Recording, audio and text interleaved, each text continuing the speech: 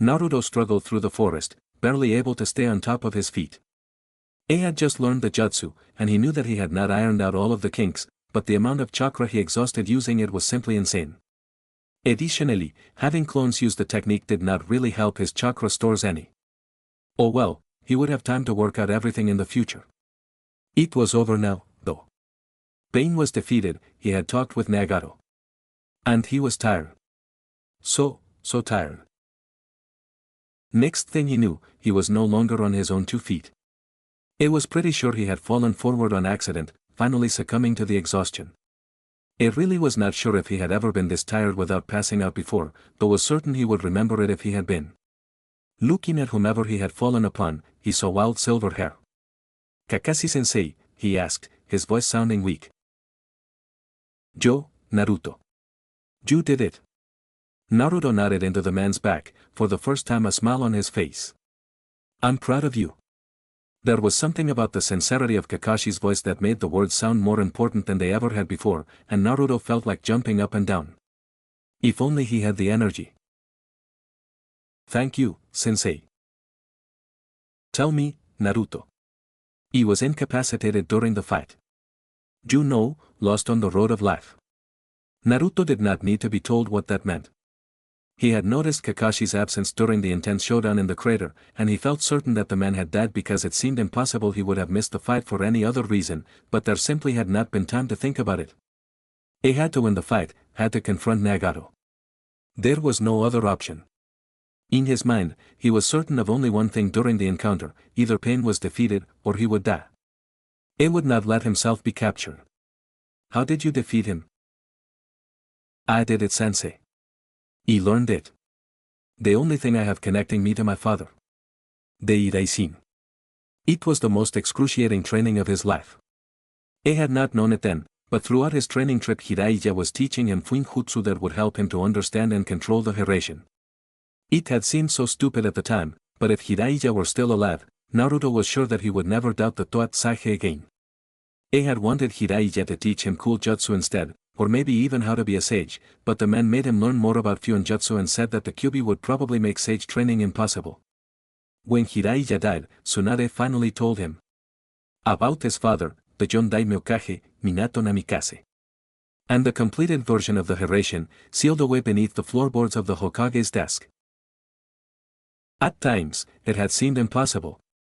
The scroll was the largest Naruto had ever seen for one jutsu, and he had to understand every kanji to even start unraveling it.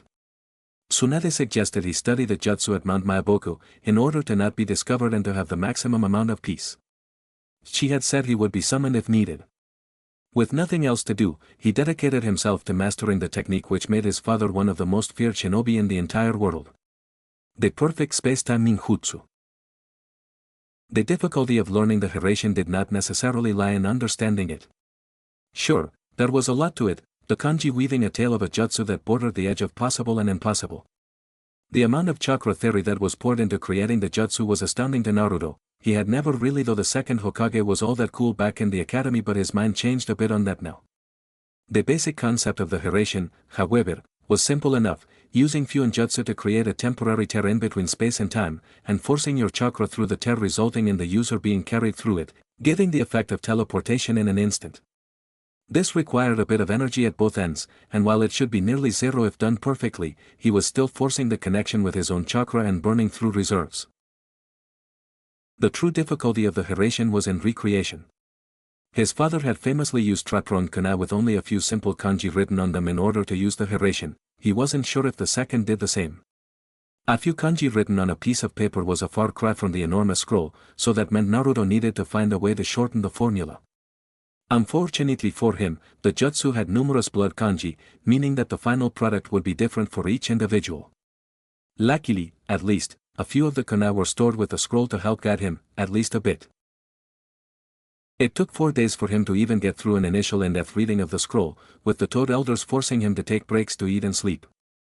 After that, he began to use shadow clones in order to hasten up the process. He would assign sections for the clones to work on, then make sure that they dismissed in a certain order so that he would remember the jutsu as it was written instead of having memories of unrelated chunks of kanji. Even with this help, the Hiraishin proved a harsh beast to tame. When Naruto felt he had a good understanding of the Hiraishin scroll, it became time to shorten it. He had a plentiful amount of kana and a ton of paper for the task and created shadow clones to allow multiple avenues to be explored at once. Even then, it was incredibly difficult.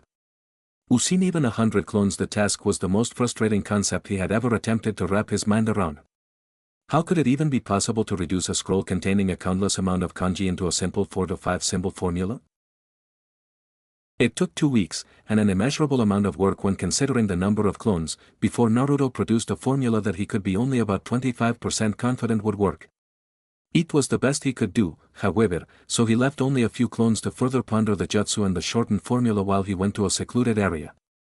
Attempting to actually use the Hiraishin was not something he could power through with a ton of clones. He needed to sit still and feel for the terror in spacetime combined with the feeling of his chakra in the handle of the kana. After a few days, he had still felt nothing and his clones had not made any advance. Naruto was convinced, by this point, that the formula had to work. In order to increase the chances of feeling the kana's chakra through the spacetime tear, he began to excrete his own chakra. At first, it seemed useless. At some point, however, Naruto felt it, the pulse of chakra from the handle of the kana. It was faint, incredibly so, and obviously there was work to do since the object was only sitting a foot or two away from him, but it was a major breakthrough. As it turned out, once he sensed the kana the first time, it got easier to feel with every attempt. Whenever he wanted to feel it, he could easily. And whenever he wanted to ignore it, it would stop. Apparently, sensing the kana was more of a mental skill. Having gotten that down, the next step was simple, at least theoretically, teleportation. Or, as the case may be, forcing his chakra to flow through a tear in spacetime which would allow him to transport himself from one location to another in the blink of an eye. If that was not teleportation, however, he was certain it was as close as was possible through the use of jutsu. Getting his chakra to transport him was probably the easiest part of learning the jutsu, and even then, it took 10 hours. It was obvious that the Nadame designed the jutsu in order to make the process as seamless as possible when compared to the rest of the learning procedure. All he really had to do was focus on the kana and allow his chakra to connect to the point and move him. After he had managed to teleport a few times, however, he realized that he needed to practice orienting himself when he came out of the kana. From what he had heard, his father could pop up in any direction he wanted, including even a few feet away. He spent a few more days like this, allowing himself to practice the technique and learn some of its nuances before committing to advancing much further. Even in the relatively short amount of time he was working on the technique, at least compared to the many years his father had spent perfecting it, it began to be second nature to feel the kunai's chakra. When he was able to change his stance mid-transport, he decided to move on. Sure, he still could only pop up within a few inches of the kana, but he decided to work on that later. Somehow, after all of the careful training he had done up to that point, he allowed himself to get a bit arrogant and carried away. He had his clones create approximately 100 sealed kana and place them all throughout the mountain. It had never occurred to him that he should not go from practicing on one kana to practicing with so many, however, and as he began to search out the kunai's chakra, he became overloaded and passed out. When he woke up, he had one hell of a headache. The next time he tried, he was less overwhelmed and managed to stay conscious. It began to feel out the chakra when he asked a question that had never occurred to him. Not a single person had ever indicated he was a sensor, and neither had his own experiences. So, how was it that he could feel the chakra from the kana? After pondering the thought for a few hours, knowing somehow that it would be important for something, he came to a conclusion. There was something about the kanji formula that allowed for the chakra from the kanji to leak into the spacetime rift and create a unique path back to him, which he then retraced when he used his chakra to teleport between the kana. It was at this point that Naruto realized, truly, that the second Hokage and his father were both geniuses of chakra theory. It took a few days' worth of practice, but eventually, he was able to feel all of the kana's individual chakra and teleport quickly to them. It was then that Naruto realized yet another aspect of the jutsu. The spacetime rift worked in such a way that, when he sensed the chakra from the kana, he could feel the distance somehow. After more hours of practice, he guessed that the chakra path deteriorated on its way through the rift back to him, resulting in each individual chakra path having a different strength that correlated to distance. This meant that, theoretically, there was a distance wherein the path would not be strong enough to reach back to him. It was getting ready to test this theory when Ma told him that he needed to go back to Konoha. Dad was a real genius, wasn't he? He asked to Kakashi, who simply scoffed. Yes, he was. We could be on a mission, rain pouring down on our tent, lightning striking within a mile, and if he got the idea for a jutsu, it was obvious that he didn't notice the outside world. Naruto allowed himself a smile, thinking of the men that he had never met and never would meet. Yet somehow, with the Hiraishin, it felt like part of his father was there with him now. But don't sell yourself short, Naruto. Only 2 men have ever learned Hiraishin and they've both become Hokage. I still don't know how Sensei ever convinced Sandaime-sama to let him learn the Hiraishin in the first place. It's the only item with a triple S ranking, so you guess they don't just hand it out freely. You have to show me it soon. Promise? Promise. Naruto allowed his head to rest gently on Kakashi's back as they went through the forest, a silence between the two of them. There was so much work to be done with the jutsu still, so many ways he could develop his skill further. After all, compared to the feats boasted by his father, he was merely a novice in usage. He decided, however, that maybe he'd give it a break for a day or two, surely he had earned one. Maybe get Kakashi to tell him stories about his old man. Soon enough, they got back to the village, where Naruto was surprised to see an enormous crowd ready to greet them. Our hero has returned, came a loud shout from the crowd as numerous people began to run toward him. He got off Kakashi's back, feeling well enough to finally support his own weight. Kakashi simply took a step back, however. Before he knew it, there were children hugging him, tears in their eyes, thanking him for saving their families. He stood still, shocked. It felt so strange to him, he simply could not react. The hero of the leaf. Naruto returned to us. Our savior. Numerous shouts came from the crowd, as they continued moving toward him. It felt surreal. They were talking about him? It seemed too good to be true. Almost like something from a dream. He couldn't move his body at all, too dazed by the situation. It was startled back to laugh when Sakura ran toward him. Naruto, she said, wrapping him in a tight hug. It could tell that she was crying, and from the fact that her hug was not crushing his will to live, exhausted as well. He willed his body to return the gesture, patting her on the back, as the woman who was one of the strongest people he knew cried into his chest. Are you okay, Sakura-chan? He didn't know what to say, this was an entirely new experience to him. The pinkette looked up at him, eyes red. Am I okay? So many people died. It was unstoppable. He thought we were all dead. Then, you show up. And you beat him. And you saved all those people. Sakura's explanation was somewhat hard for Naruto to understand, but he got the gist of it. Of course the girl was a bit emotional after everything that had happened, he could not even comprehend what the fight must have been like before he got there. Chaos, no idea what was going on, people dying all around. He continued to hug her, trying to soothe the fearsome kunoichi. After a few more seconds, the girl let go of him as the crowd arrived. Naruto was greatly surprised when he found himself hoisted in the air by the massive group of people. 3 cheers for the hero of the leaf. Konoha's second yellow flash. Naruto, they cheered, throwing him into the air as they did so and getting ready to do it again as soon as he was caught. Naruto, a part of him finally accepted a simple fact, the villagers actually respected him. Acknowledged him. Loved him. After all the hard work, all the pain, all the fighting, they finally acknowledged him. He was smiling now, as brightly as he could ever remember. Naruto. There was still a lot of work left ahead of him, but for the moment, he was a hero, the Akatsuki were defeated, nobody had died from the attack. He did just enjoy himself for now. Approximately 1 week later. The Tsuchikage's office was a rather drab room, as dull as the stone that the village of Ibagakure was carved from. He had a desk, a window, and 2 chairs. The man himself was an old man, veteran of multiple great shinobi wars, and master of the rare particle release. Currently in his office was one of his spies from Konoha, telling a story that sounded almost unbelievable. Hold on, before you ramble on, let me get a few things straight.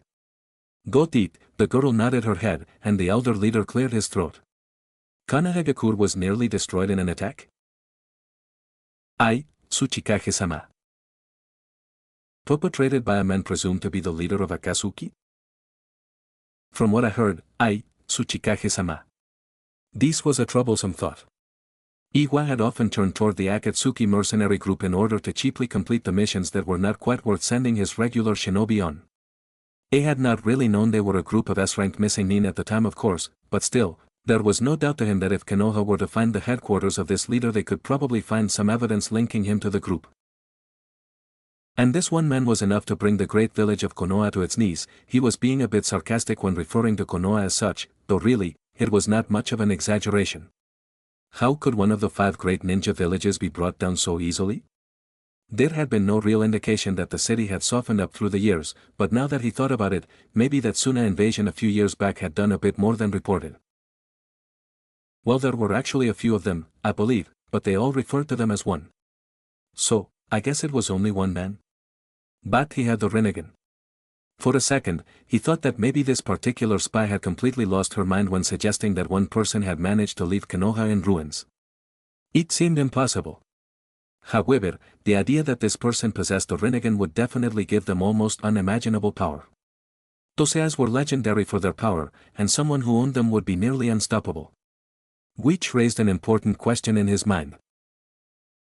So, how exactly was someone with a Rinnegan, clearly a competent opponent from your description, defeated? The girl in front of him began to sweat suddenly, and avoided eye contact with him. This was very uncharacteristic from many of his shinobi, as most of the younger ones did not have the good sense to be afraid of him. At any other time, it would probably make him nostalgic for the days when friendly and enemy shinobi alike feared his very name. It definitely made him more curious in the whole situation. Atiati was, you see, it's like this. It was so sad to see a trained shinobi spy behaving in such a manner. Back in his day, it never would have been tolerated and the girl would have been dismissed immediately. When had he allowed their training to slip so far? Spit it out. I needed to know at this point. If Konoha had some sort of secret, Rinnegan stopping weapon, it could disrupt the balance of power in the elemental nations. Well, she began, clearly still a bit hesitant. The village was almost defeated, clearly losing its will to fight back. Suddenly, in the middle of a giant crater, a blonde kid in his upper teens appeared on top of a giant toad. A toad summons, he said, getting a nod. This was already a bit surprising. When the rumor came around that Hiraishin had died, and with his spies seemingly confirming this rumor, he had thought that maybe the old man had taken the toad contract to the grave with him. Apparently, someone else had been allowed to sign it. Anyway, for a minute, nothing happened. Then he reached into his pouch and pulled out a kunai. He could not see anything special about it from where I watched. He threw it, and made a hand signal that caused the one kunai to multiply into hundreds. At first I thought he was foolish, thinking that such a man could be defeated by such a simple technique. The enemy dodged easily, and kunai littered the battlefield. It was then that he disappeared. Onoki felt a pain in his chest and in his head, and for a moment thought that maybe he was having a heart attack combined with a stroke. A lone shinobi throwing hundreds of kunai onto the battlefield? Then disappearing? Plus, hadn't the girl mentioned earlier that the kid was blonde? It reminded him of the last war, of the man whom had killed many of his best shinobi. He could still see it in his head, usually only in his nightmares. Maybe there was still a chance he was jumping to conclusions? Then reappeared in an instant. It made me think of a yellow flash. Just hearing the words, flash, and yellow, in the same sentence again after all these years made him feel like he had spontaneously aged 15 years. If it were not for his decades of experience, he thought that maybe he would have fallen dead out of his chair. He did not, however, and began the fight to regain his composure. The fight escalated and I stood awestruck, watching the confrontation. Eventually, however, he managed to whittle down the number of enemies before using some sort of shadow clone jutsu combined with what I presumed to be Hiraishin to swarm the last guy standing. And just like that, the Rinnegan user was defeated. Having seen the end of the fight, I immediately left to inform you. Hearing the word Hiraishin made him shiver, but if the girl saw it, she was wise enough to say nothing. How could it be possible? That monster had been the only one who was ever recorded using the technique in such a way, and he had died almost 2 decades ago. He could still remember the smile on his face when he learned of it. Konoha, somehow, had taught another shinobi to use the technique. How foolish he was to have wasted all the years. If only he had done something all those years ago, maybe he could have prevented this. Suddenly, he felt a jolt of resolution through his body, and the calmness drilled into him from the time when he was himself a genin returned to him. It could no longer be the fence-sitter. Something had to be done, and that was final. The problem, however, was that even a weakened Konoha combined with Suna would likely be able to defeat Iwa in a conflict. The first step to action would be to seek out a powerful ally, and Anoki knew of only one of the 5 Kage who would be willing to even talk to him about this. About the same time. The office of the Reikage was essentially a weightlifting room with a desk next to a window. An extremely muscular man sat behind the desk, the hat of his office on his head and over 100 pounds of weights in his right arm serving as a warm-up. Across from him sat a somewhat timid man, deemed useless in the field of traditional ninja work but trained in appearing average. It was one of the few permanent spies he sent out, and this one had been in Konoha. The man told an incredible story, involving a man with the Rinnegan appearing out of nowhere, wreaking havoc, and reducing a large section of the city to rubble. Rarely had he found himself so interested in something that did not involve his own training. If this were true, it meant that Konoha had finally been taken down a notch. And then, when everything seemed lost and I was planning an escape, a giant cloud of smoke arose from the crater. When it cleared, I saw some blonde teenager sitting atop the boss of the Toad Summons. A teenager being able to summon the leader of one of the major summoning clans? That was very impressive, but he doubted that they would be any match for the Rinnegan. It was admirable, however, for a young shinobi to be so willing to die for his village. Maybe he could replace that kid with some Kyomo shinobi and have it taught in the academy? But why exactly was his spy worried with a meaningless detail like hair color in that situation? After a moment, he threw out a kunai. It was a good distance away, so at the time, I did not notice anything special about it. It threw it, and did a hand seal which caused it to multiply to around 200 kunais. Naturally, against the Rinnegan, all of them missed. But then, something happened after that.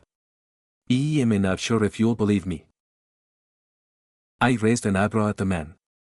It was the Reikage, he could handle any revelation no matter how big or small. How dare he, some cowardly spy, even imply that he would be unable to understand? Maybe he'd give him a lightning straight and hospitalize him to remind him of his place. He disappeared, and a split second later, reappeared above one of the kunai. It did not even have the time for his brain to process what exactly had been said before his body reacted and his left hand shattered the wooden desk into nothing but splinters. A second later, he allowed himself to think. It seemed that Konoha had found some way to teach the Hiraishin jutsu to one of its shinobi. He knew that it had always been a possibility, he just wondered why they had not immediately done it upon that blonde's death. Anyway the man said, for some reason shocked by the destroyed desk, that Konoha shinobi won the fight, and I immediately decided that you would only believe me if I told you myself. So I left for Kyomo as quickly as I could, knowing that I would not be missed among all the casualties. It was good of you to tell me this. Dismissed.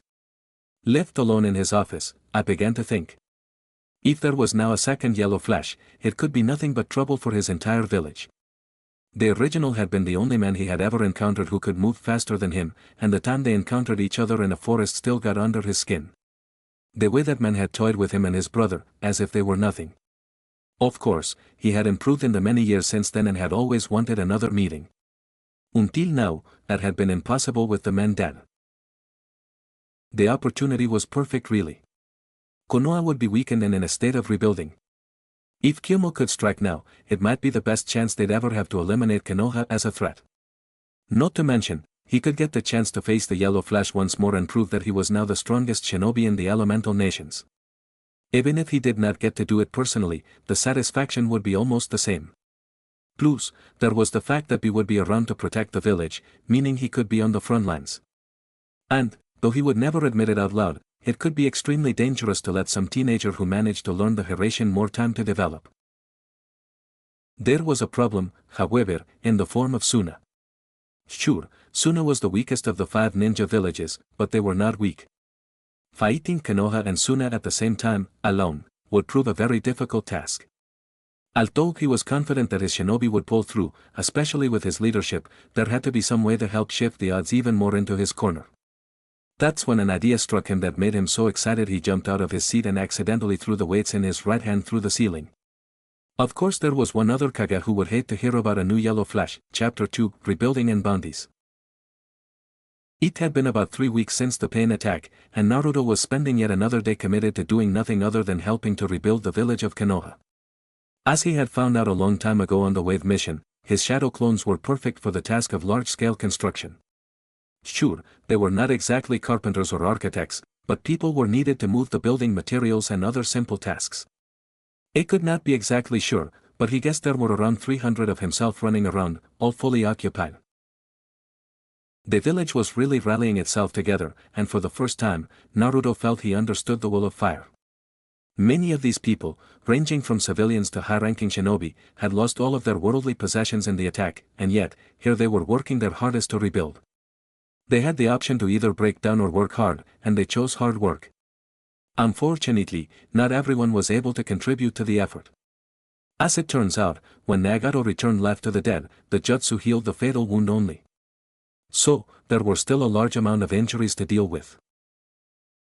The hospital had been in the center of Konoha and thus was completely destroyed by pain.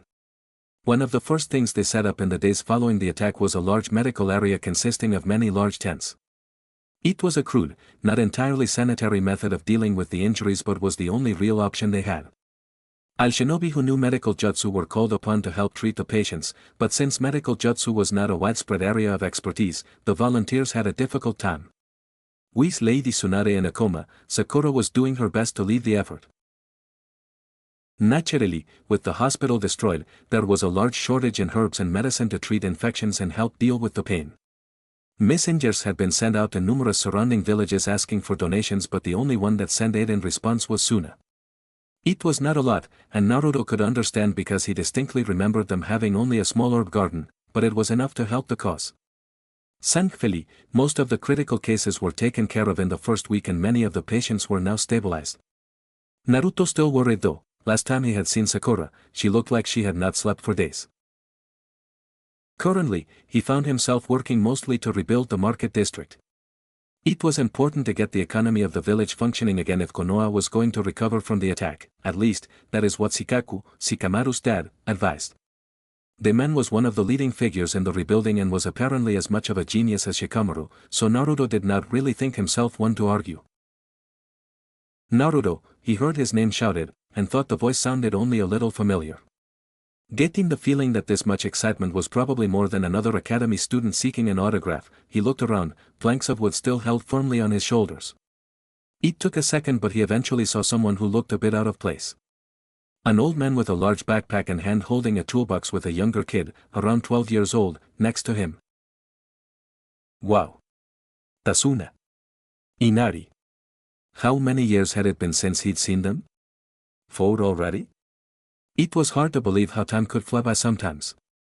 He quickly hauled the wood to where it needed to go and rushed to greet them. Hugging Inari tightly, he lifted the child up onto his shoulders. He was not entirely sure why he did it, it just felt right. He reached out to shake Tasuna's hand. What are you guys doing here?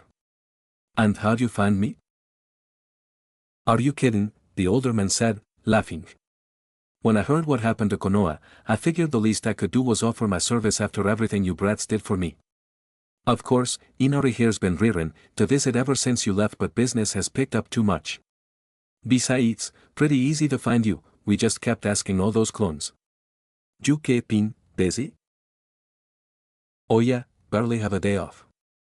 Maybe one of these days I'll get to come down there and visit you guys, if you don't mind?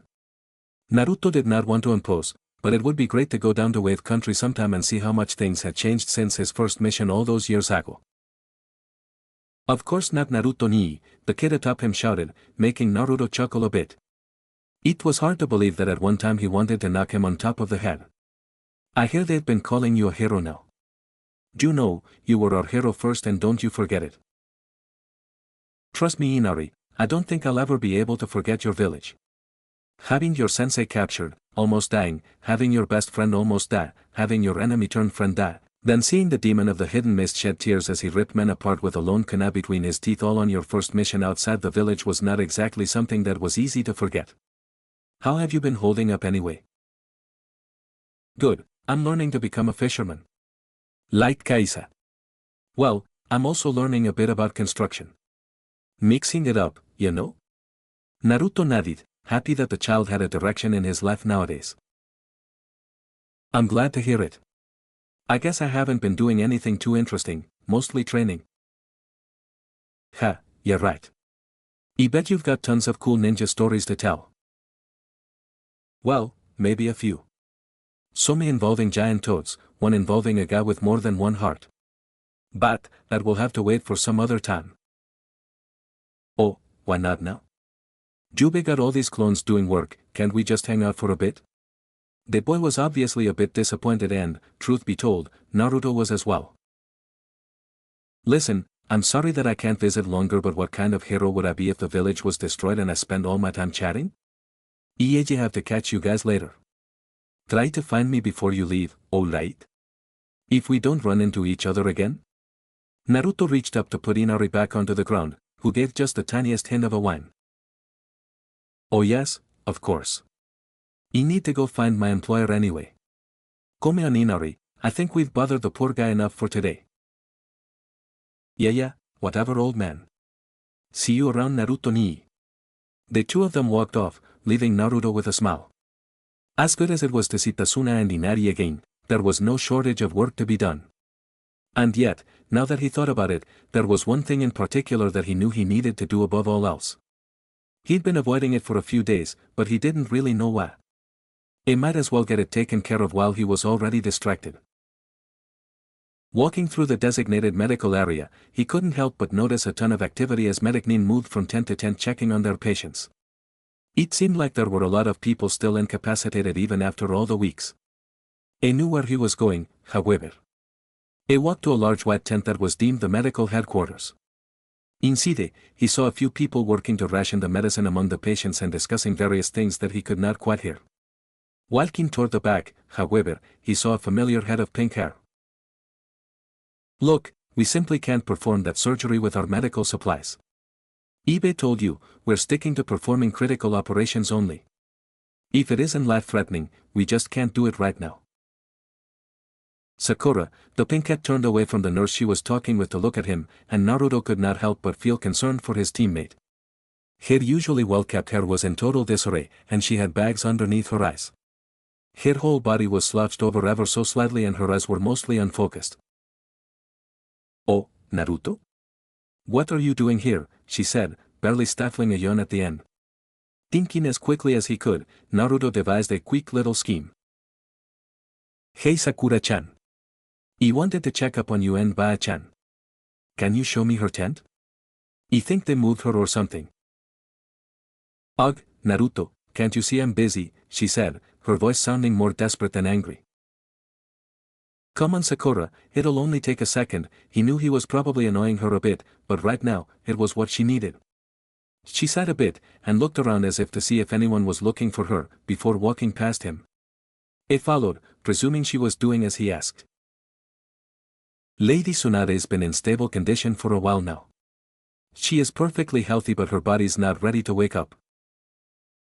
Yeah, I guess it takes a while for the old hag's body to take care of itself these days, huh? Sakura chuckled, and Naruto was happy to have made her laugh even a little bit in her current overworked state. Actually, her age probably does have something to do with it. Just don't tell her I said so, she said with a smile. Anyway, this is her tent. If you'll excuse me. Would you mind coming in with me? I just hate seeing her like this, you know? He gave her his best puppy dog look, knowing she'd be completely unable to resist in her current state. Who needed a Yamanaka mind control jutsu anyway? She just sighed again before going in through the opening, bypassing the two ANBU guards. Oh, hello, are you here to see Lady Tsunade? Shizen said from the woman's side. Naruto was glad to see her, and it looked like his little gamble would definitely pay off. Hey Shizune, Naruto just wanted to check up on her. Is still the same? Yeah, no changes. Hopefully she'll be waking up within the next few days. Look, Shizune, I was hoping you could fill in for Sakura for the rest of the day. I know you're qualified for the job. Sakura needs a break. Naruto sprung his trap on the unsuspecting Pinkette, who looked at him shocked. Naruto. Thanks for the concern, but I'm more than capable. Her sentence was interrupted by a rather vicious yawn.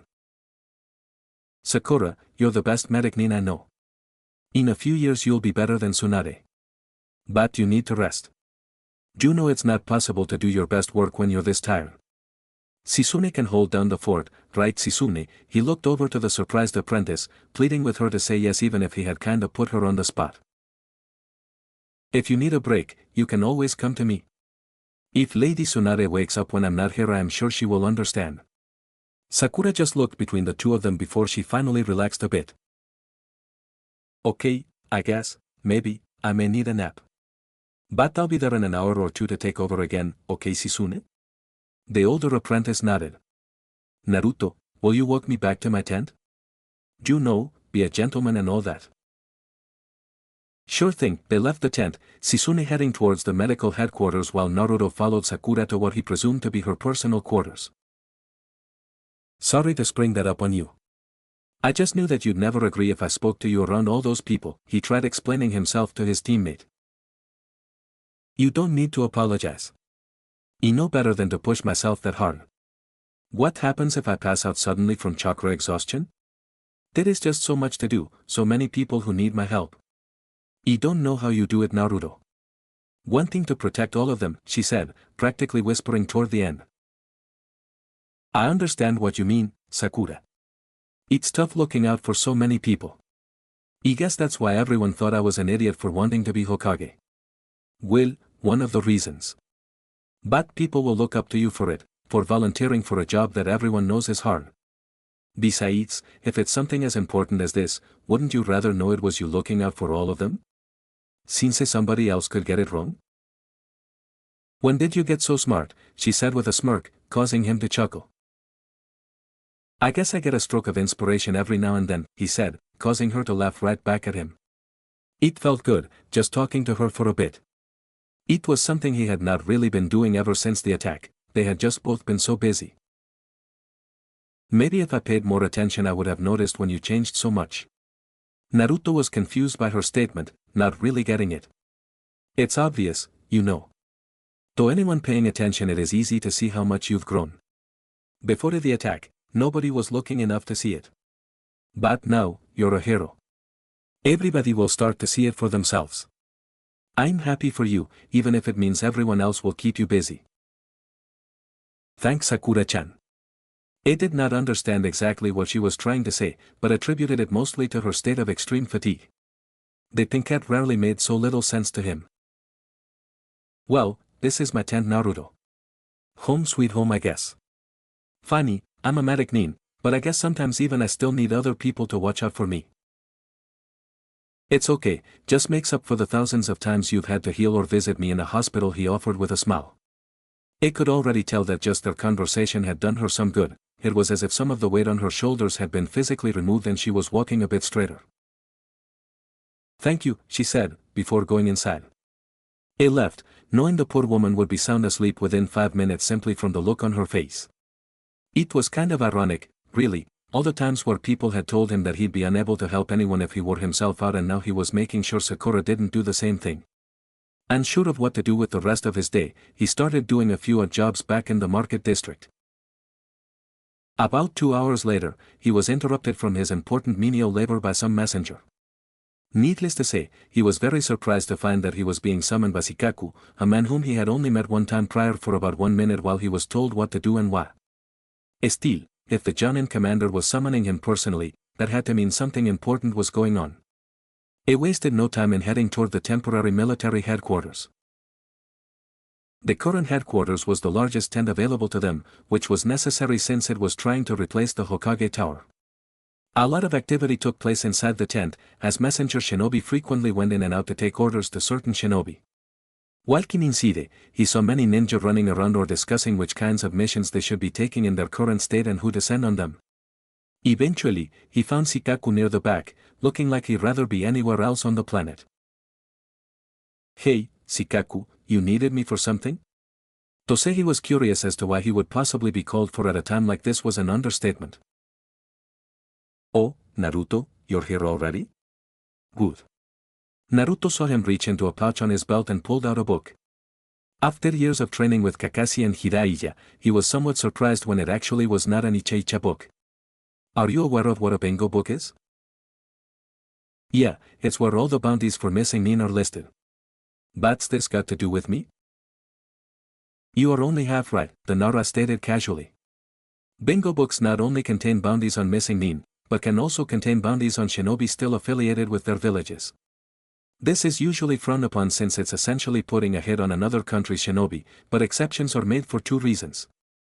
1. The shinobi is seen as a great threat to the village in the event of war, and 2. The village wants to make a statement. Now, this bingo book just so happens to be a new release from Ibagakure. Typically, on-duty shinobi would be listed in a black market book and not an official release. Look through it and tell me what you see. Naruto hesitantly picked up the book, and thumbed through it until he found the section on Konoha. Looking through it, he saw a bunch of ninja he had never seen before and were mostly chunin level, or as the book stated them, B-rank danger. It was deeply surprised when he turned the page and was suddenly looking at a picture of himself. Off the top of his head he could not even think of how IWA could have gotten a recent picture, but it looked to be within the last 6 months or so. This is me, he said plainly, not sure what else he was supposed to say. He had never even been in IWA and they were putting a bounty on him? That didn't make any sense.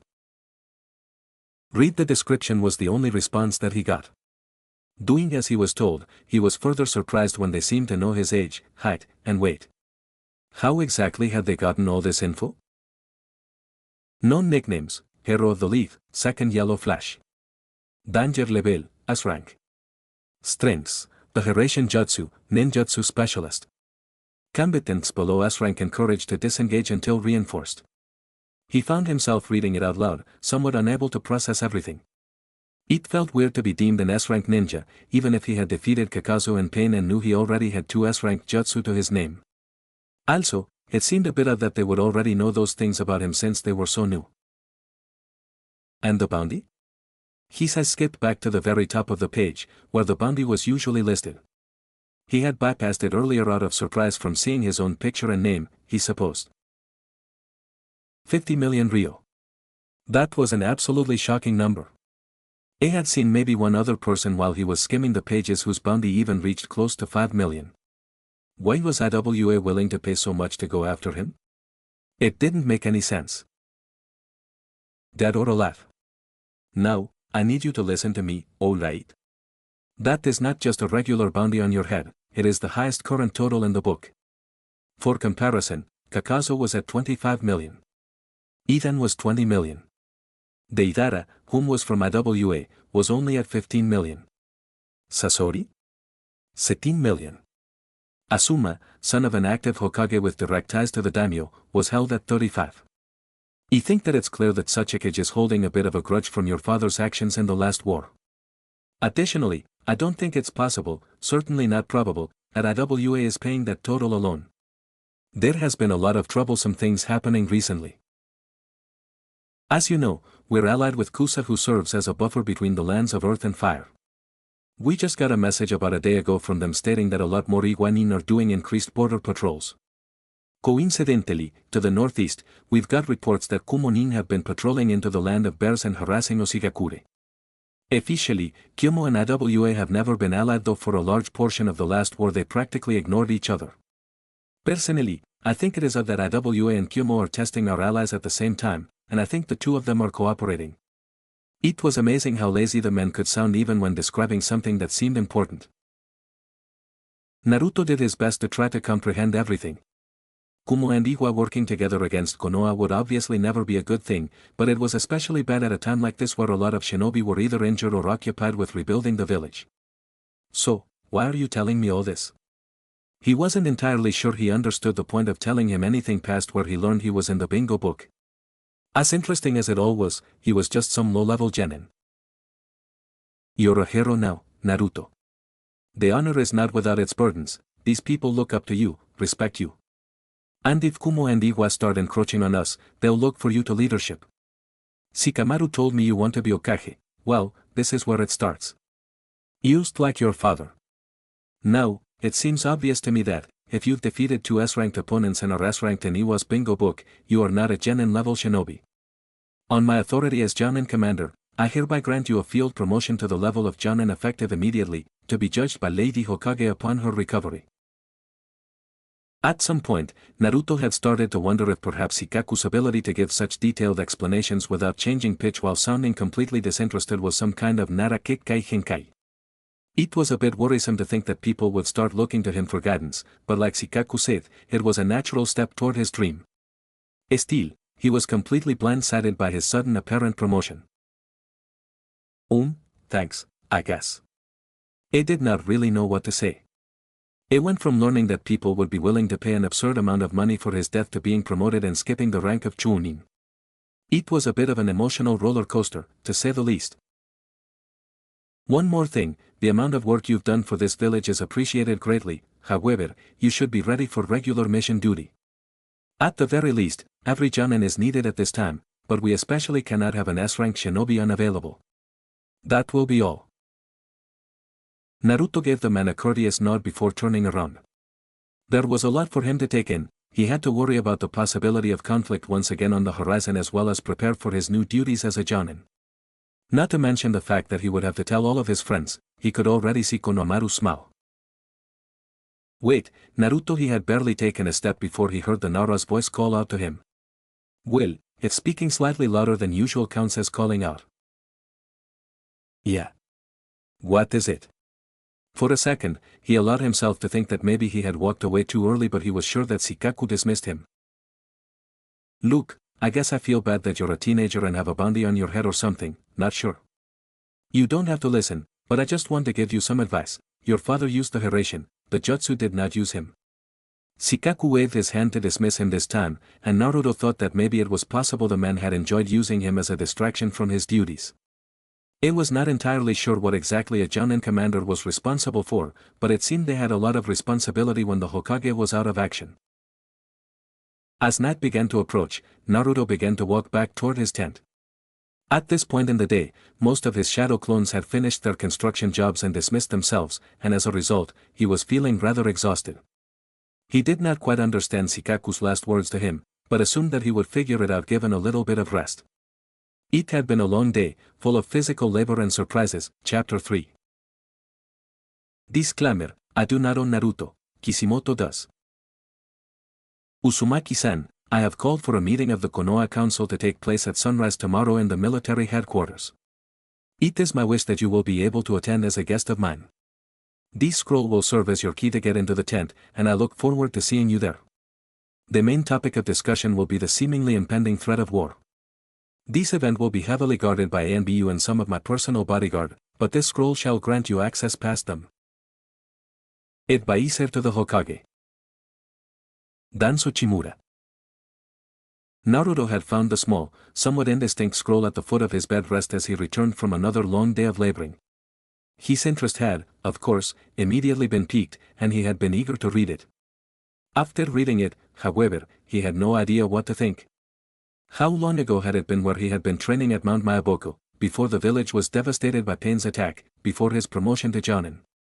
Not long ago at all, and yet, here he was, requested to attend an important council meeting by somebody he had never met. And so he found himself making his way to the headquarters in the early hours of the day, the sun barely beginning to rise somewhere far to the east. He was very nervous about the whole matter, being unsure of too many things. What would happen at the council meeting? What kind of discussion would it be?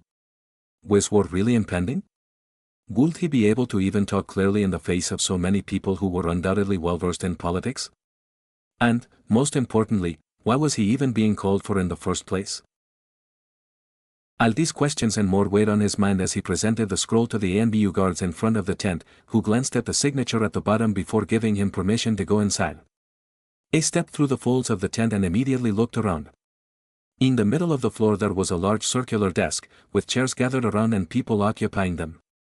It was pretty easy to recognize most of them, considering the number of friends he had who were the children of clan heads. Yamanaka, Yuga, Akimichi, Aburame, Inuzuka, and Nara made up most of the group, with several of the clan heads having an advisor for themselves. Naruto, what are you doing here? Hikaku asked, rising from his position of being head down on the desk with a questioning look in his eye. Naruto was not really too sure what to say, aside from being invited, before someone else answered from right behind him. Uzumaki-san is a guest of mine, Hikaku. Shikaku kept the same questioning look in his eye as he put his head back down, his glance not breaking from them.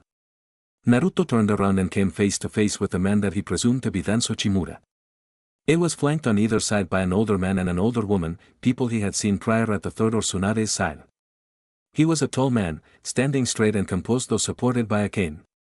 His right arm was covered in bandages and supported by a sling, his right eye and forehead were also covered in bandaging. Naruto wondered what sorts of injuries the man must have endured to be in such shape. Ah, Uzumaki-san, it is a pleasure to meet you at last. I am Danzo Chimura, thank you for coming on such short notice. The man bowed ever so slightly, and Naruto returned it with a slightly deeper bow. He then walked past Naruto before taking a seat at the sole remaining empty chair. I thank you all for coming on such short notice. The older man and woman, the Hokage's advisors Naruto reminded himself, both stood to the left of him. Naruto, seeing a pattern of everyone left standing in the room being next to a clan head, decided to stand to the right of Danzo. He was sure he saw the man smile ever so slightly at the action. Yeah, just tell us all why you wanted this meeting, the Inuzuka said with a yawn, getting a series of nods from the other clan heads. Very well, no time can be wasted in dire circumstances such as these, I suppose. As you are all undoubtedly aware, the allies of Konoha are currently being tested. Kusa is sending in reports of incursions by Iwa and Osi is reporting that several of their patrols have already been attacked by Kyumo. These actions are a proven precursor of war.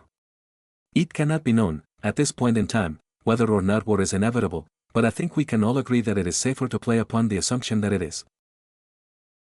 We were just attacked, a large part of the village was destroyed. Don't you find it more likely that the two nations are trying to explore their boundaries a bit, the Akimichi asked, to which Danzo shook his head. If that were true, why were similar actions not taken after the attack by Orochimaru and Suna? If anything, perhaps it would have been a more opportune time.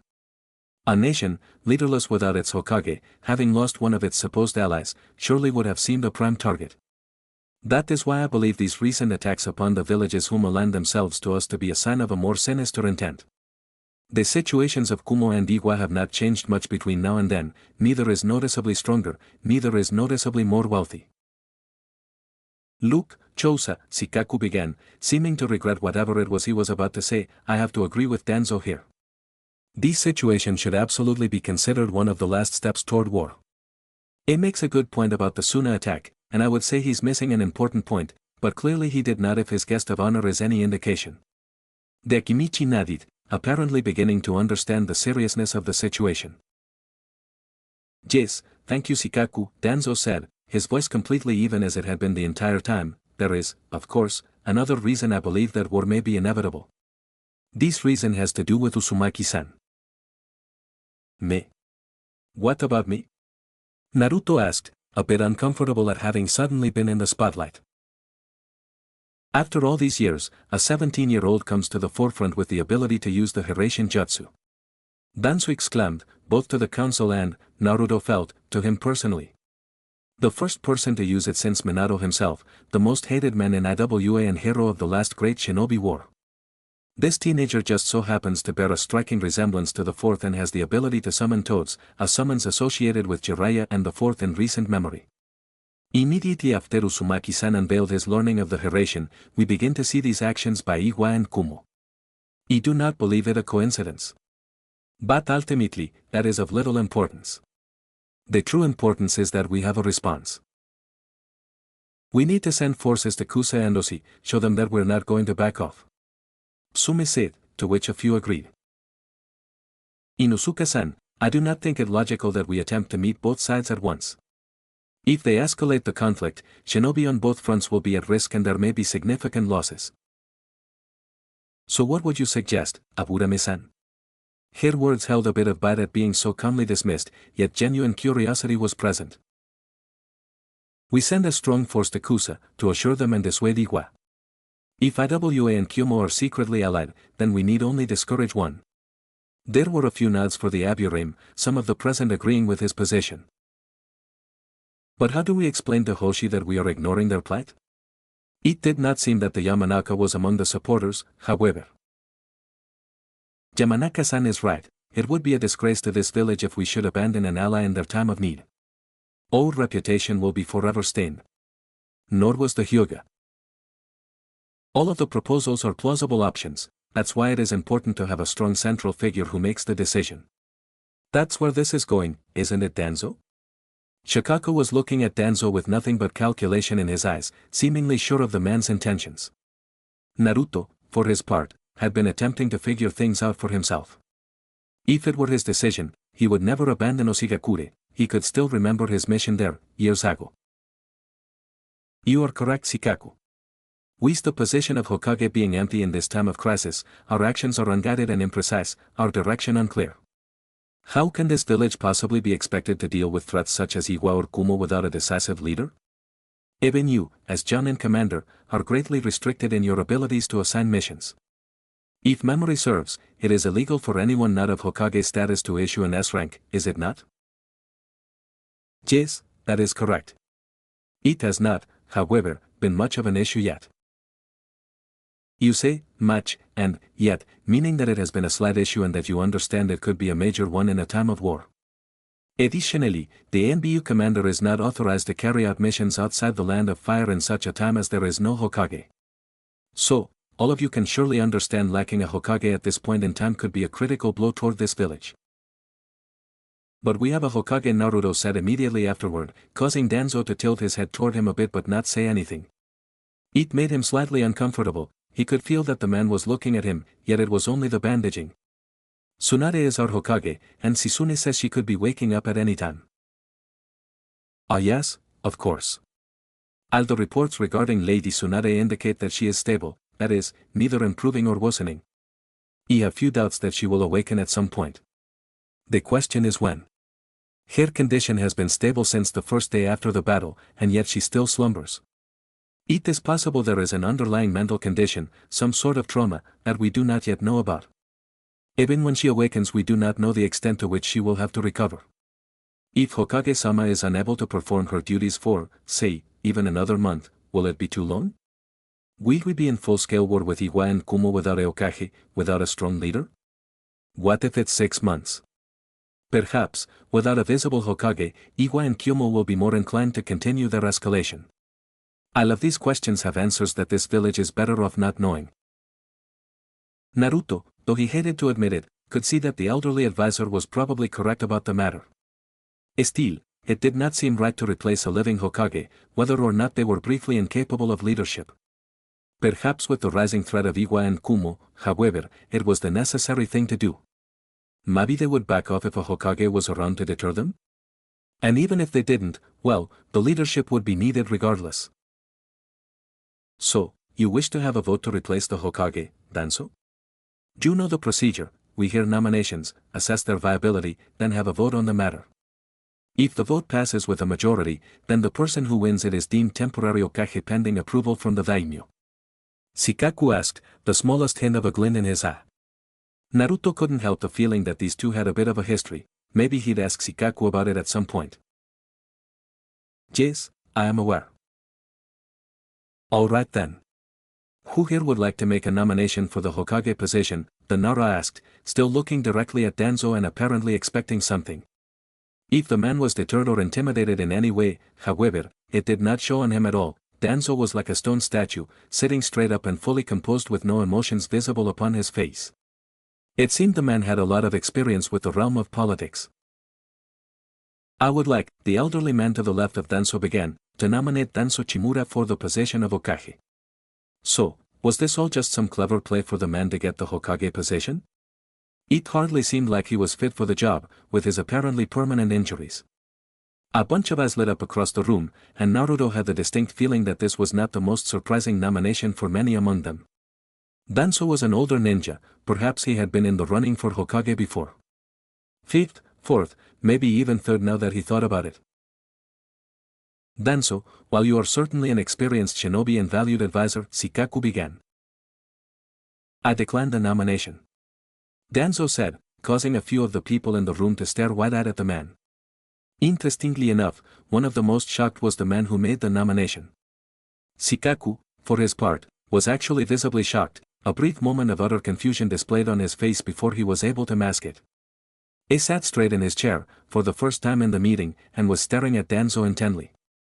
If Shikaku was able to be tricked to such an extent, Naruto began to wonder just exactly this Danzo guy was capable of, although it is true that, in the past, I longed to become Hokage. I fear that I may finally be too handicapped to accept the nomination in earnest.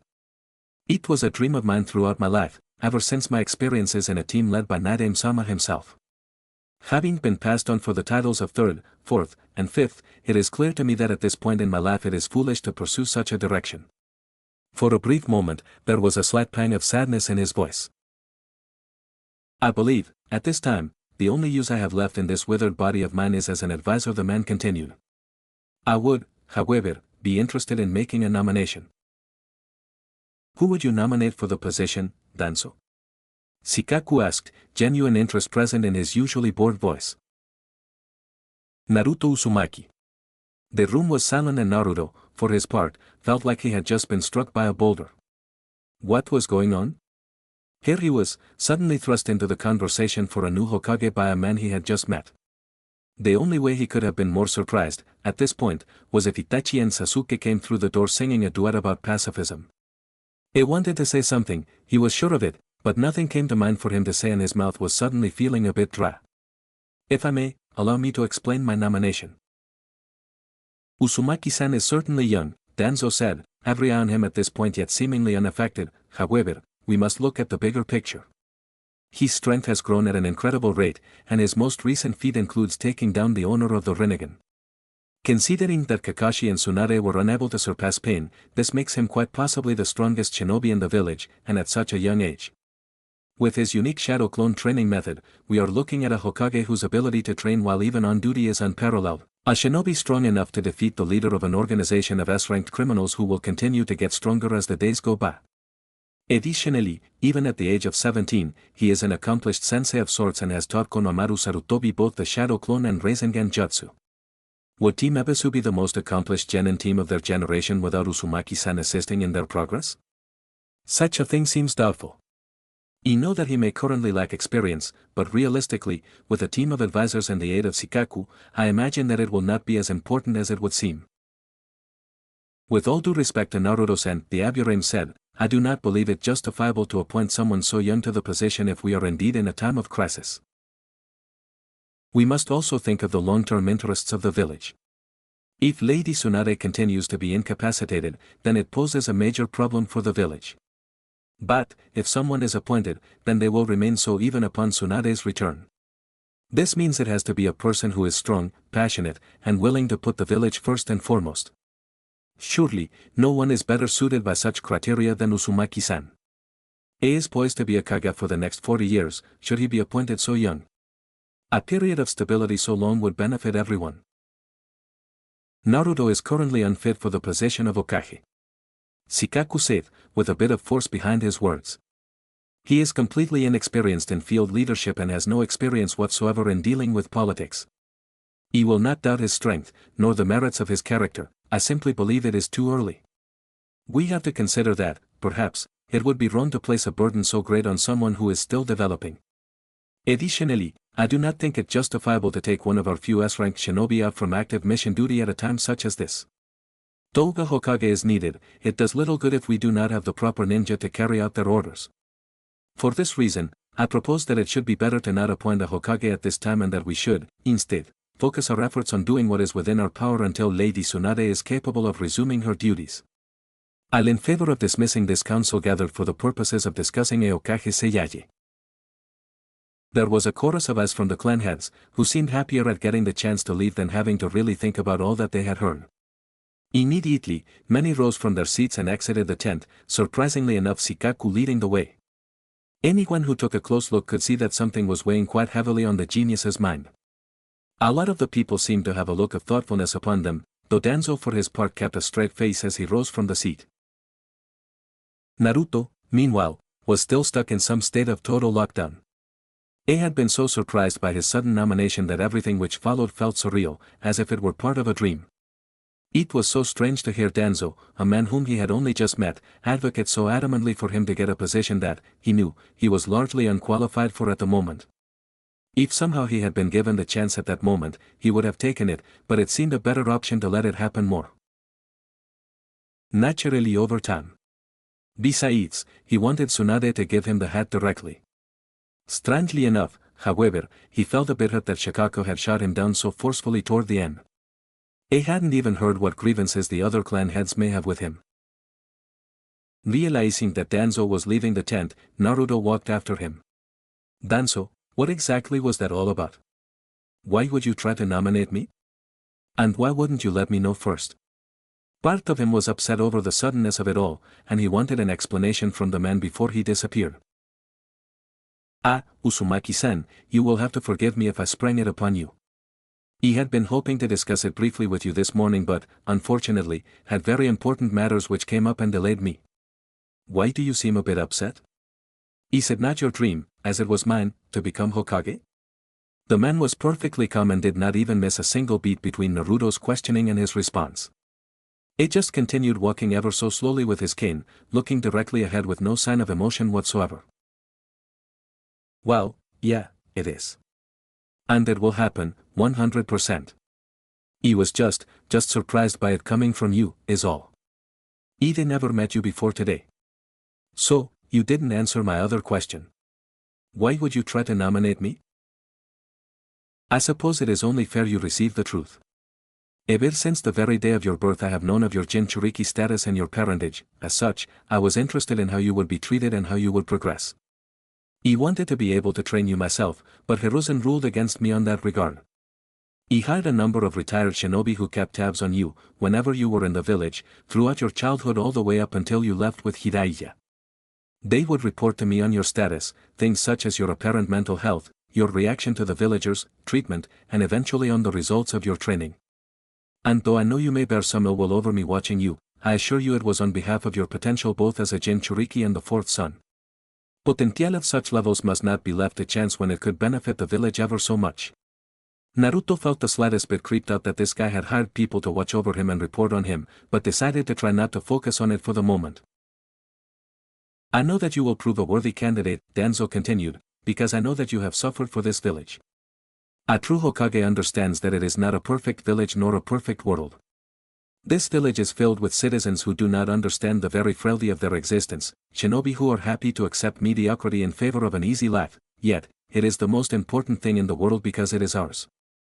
The ideal Kage understands this because they have felt it, whether it be the first who had to deal with putting it all together, deal with the distrust and the estrangement of his friends, deal with all the shinobi who doubted him, or the second, who had to deal with the growing distrust of the Uchiha as well as rising threats from the other villages and the doubt that he could ever live up to Hashirama. They had to rise up from their positions, had to overcome to gain the seat.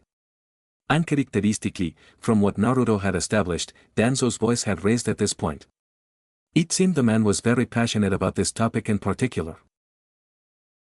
Contrast that with the most recent Kage selections. Hiruzen was long considered a genius and was well respected among the higher circles before the second great shinobi war started. He had the tutorship of the second as well as the support of his clan. The toughest turmoil of his life was Orochimaru's betrayal and, through that action, his will to act crumbled. It was never the same. Minato, your father, was an orphan prodigy the likes of which the village had never seen from the moment he set foot in the academy. He may not have known it, but before he was 7 years old he had already been deemed the most promising student in years and his schooling was monitored by every major figure, from Hiruzen to myself. In the third war it is true that he was forced to deal with losing a student, but that is suffering only for himself and was not a good gauge.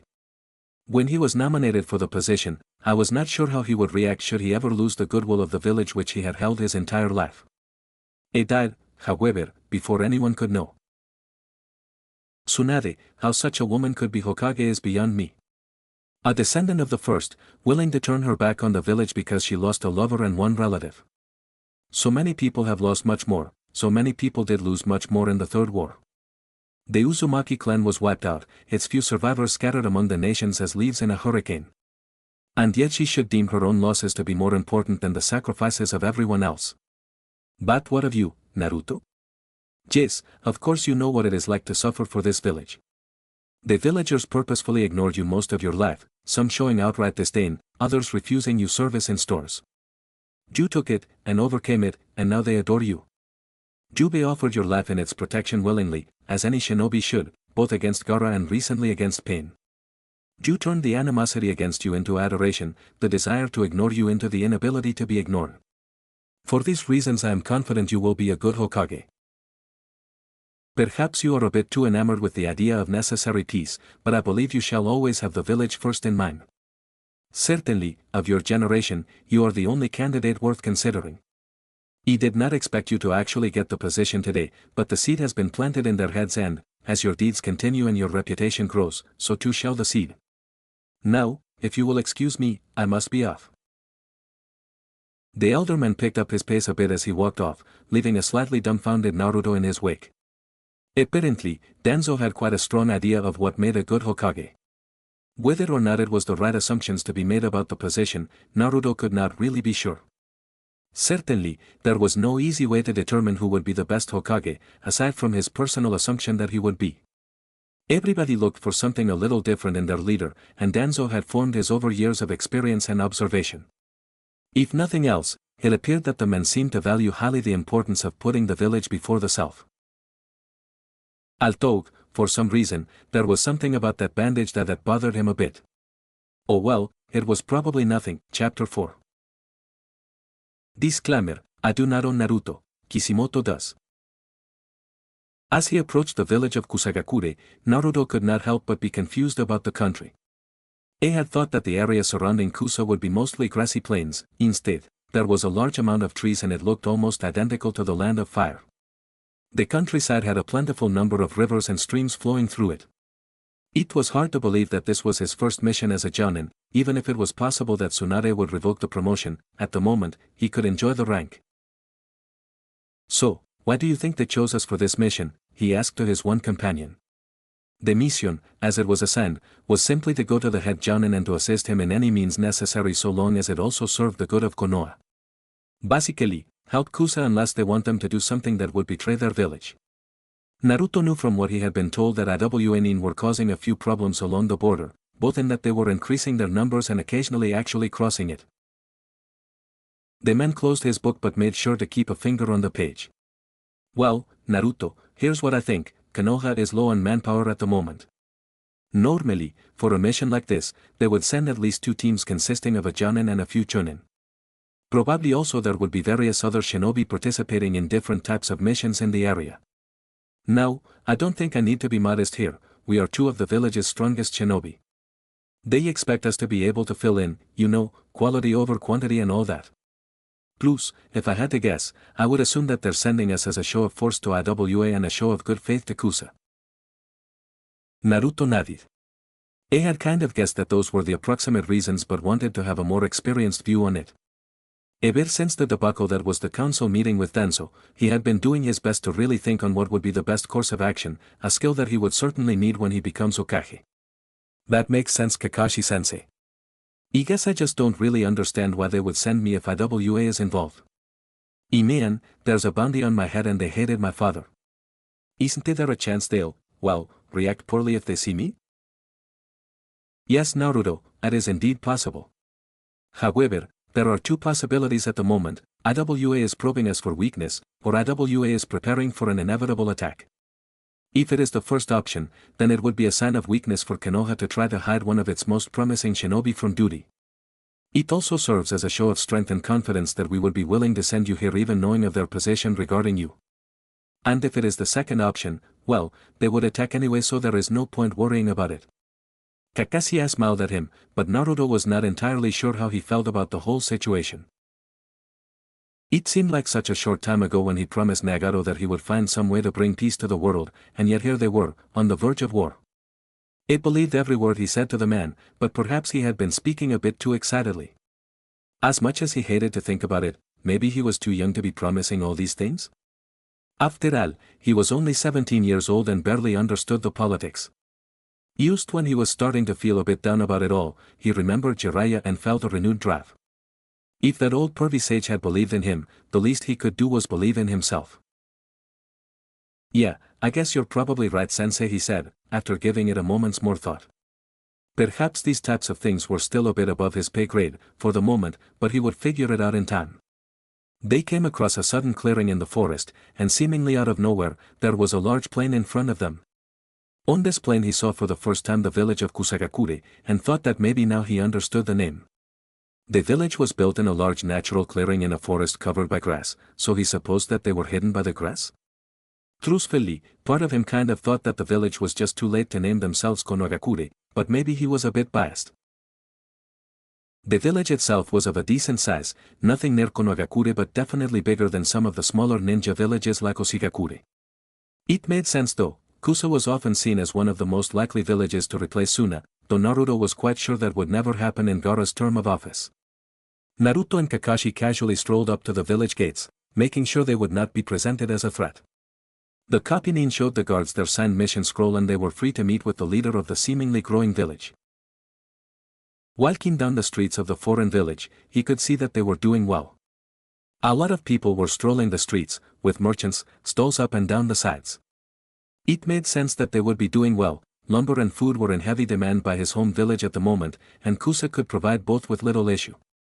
He tried his best to take a good look around since it was his first time actually inside the village.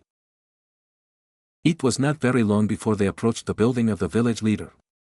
Konoha had a tower designated for their Hokage, but apparently, Kusa decided on some kind of castle-like structure that was more popular among the daimyo. It was a very impressive structure, in its own way. For his own part, he preferred the tower. After a couple of minutes, they were allowed to meet the village head. At first sight, Naruto could tell that it was a man of average height with brown hair and brown eyes who seemed to be in his later 30s. Ah, the Konoha are here. My name is Ayashi, it is a pleasure to meet you. The men gave a respectful tilt of the head, which Naruto and Kakashi returned with a half bow to indicate their respect. Kakashi then proceeded to hand the men their mission scroll, which he briefly skimmed over before closing it. Good. Needless to say, I was expecting a bit more than two shinobi with the way that IWA has been behaving lately. Of course, Ayashi-sama, Kakashi began respectfully, and Naruto was almost surprised by how respectful his sensei could sound when he tried. Normally, there would certainly be more, however. Your message got to us at an awkward interval in mission assignments and many of our more capable shinobi are unavailable. My colleague and I were chosen, however, because our village does value your mission request highly. I understand, forgive me if I sounded like I was complaining, it was merely an observation. I am certain that Kakashi Hatake of the Sharingan and Naruto Uzumaki, the second Yellow Flash, will be enough to help dissuade a few wandering shinobi. Now, I'm sure you have already heard that IWA has been increasing the size and frequency of their border patrols recently. I imagine the council shall be quite grateful to hear that it is you who has been sent. You will be teaming up with two of my more experienced genin squads and helping them to perform patrols. I will have them retrieved now. Please go get teams Daisuke and Hidao. One hidden ANBU agent left the room while Naruto and Kakashi waited for them to return. The door opened abruptly, and two teams of shinobi came in. It seemed like Kusa used the same genin team system as Konoha, as there was one Jonin sensei per 3 genin. Naruto did feel a bit awkward, however, because the genin in the room were perhaps only a year or two younger than him. Practically speaking, he knew that there was nothing to be worried about since there had been far younger Jonin than him before, but something about it just seemed unusual. Additionally, it was a little weird that the head Jonin of Kusa, a man he had never met, recognized him immediately. It suddenly seemed like there were so many new things he would have to get used to. Teams Daisuke and Hidao, these are the Konoha shinobi that shall be assisting you in your mission. As you know the lay of the land, you will be in charge, but keep in mind that these men are highly respected allied Jonin and should be treated as such. Dismissed. They left the room, grouped together but with the two Kusa Jonin leading the way forward. My name is Daisuke Kasahara, a shorter than average but somewhat muscular man said. It was about 2 to 3 inches shorter than Naruto with unruly brown hair, kind of like Kiba's except it flowed down instead of spiking upward. And I am Hidao Tokugama, the other man said with a bow. It was a tall, muscular man whose black hair was hidden away by a bandana. It was obviously a very physical fighter judging from his body type. We will be splitting up, with my team heading toward a northwestern village not far from the border and Daisuke's team heading to the mouth of the Tsuyoi River and patrolling along its banks. We will patrol these areas for 2 weeks, keeping an eye out for Iwashinobi. The current rules of engagement are as follows. Should we find IWN and have passed the traditionally accepted borders, we are to provide them a chance to leave. If they refuse, we are to trail them. We are not authorized to commence first conflict. Naruto and Kakashi nodded, then the man leaned in closer to his group of genin, seemingly staring all three of them in the eye at once. Are we clear?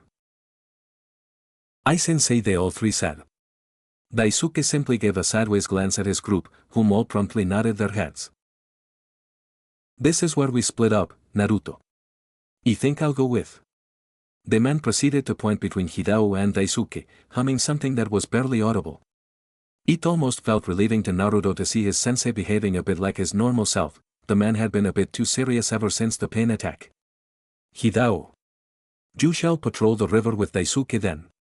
Kakashi put a hand on his shoulder and pulled him a little closer, before speaking softly into his ear. Be safe, Naruto. I know it's your first assignment as a jounin, but just keep a cool head and you'll pull through. Thanks, sensei. Naruto's eyes lit up as he thought of something. By the way, he said, backing away from the man and reaching into his kunai pouch, pulling out one of his Hiraishin kunai he used during his training. Here, take this. I can't be sure the maximum distance I can travel, but it just seems like a good idea for you to carry one. The Kapinin nodded before putting the object into his pouch. You should probably also take one as a precaution, he said toward Daisuke. Ah, so you are the Hiraishin kid then? You know, I thought it was you but I didn't want to say anything, the Kusanin said with a smile as he took the kunai, examining the formula on the handle closely. Naruto was not particularly worried the man would try to copy it or anything, since the shortened Hiraishin formula varied on an individual basis. The guy was probably just curious about the famous jutsu. After a few moments, he put it into his own pouch. Alright, well team, let's get going. Best of luck to you, Hidao. The teams left the village gates and immediately split off into separate directions. So, I didn't introduce myself properly. My name is Naruto Uzumaki. It made him feel a bit awkward that he had never actually told them his name. Or, maybe it made him feel more awkward that they had never even asked. Right. It is good to meet you, Naruto. Daisuke said. You will have to excuse my genin here, they are unused to foreign shinobi I suppose. They are usually somewhat more talkative. I'm Itachi. Naruto looked at him. A young man, probably about a year and a half younger than him. A few inches shorter than him, lanky body, not seemingly very muscular. Brown hair, which seemed to be quite dominant within Kusa, with brown eyes as well. He had an energetic voice, a bit like Kiba or himself. Natsuko. A young woman whom he would guess was the same age as Hitachi. Way shorter than him, probably 6 or so inches, with long flowing black hair and dark brown eyes. Her voice confident yet withdrawn, like a less forceful Sakura. Tadashi. Young man, almost the same height as him, probably same age as the other two. He had a muscular body and Naruto could plainly see a sword sheath on his hip. He also had brown hair but his eyes were green. His voice was hard to place, sounding like some odd mix of Kakashi and Ga. Cool with an underlying energy. They said their names one after another as if performing a roll call. Naruto did his best to try to memorize their names with their faces, as you never knew what could prove useful knowledge. I always like to get to know my teammates.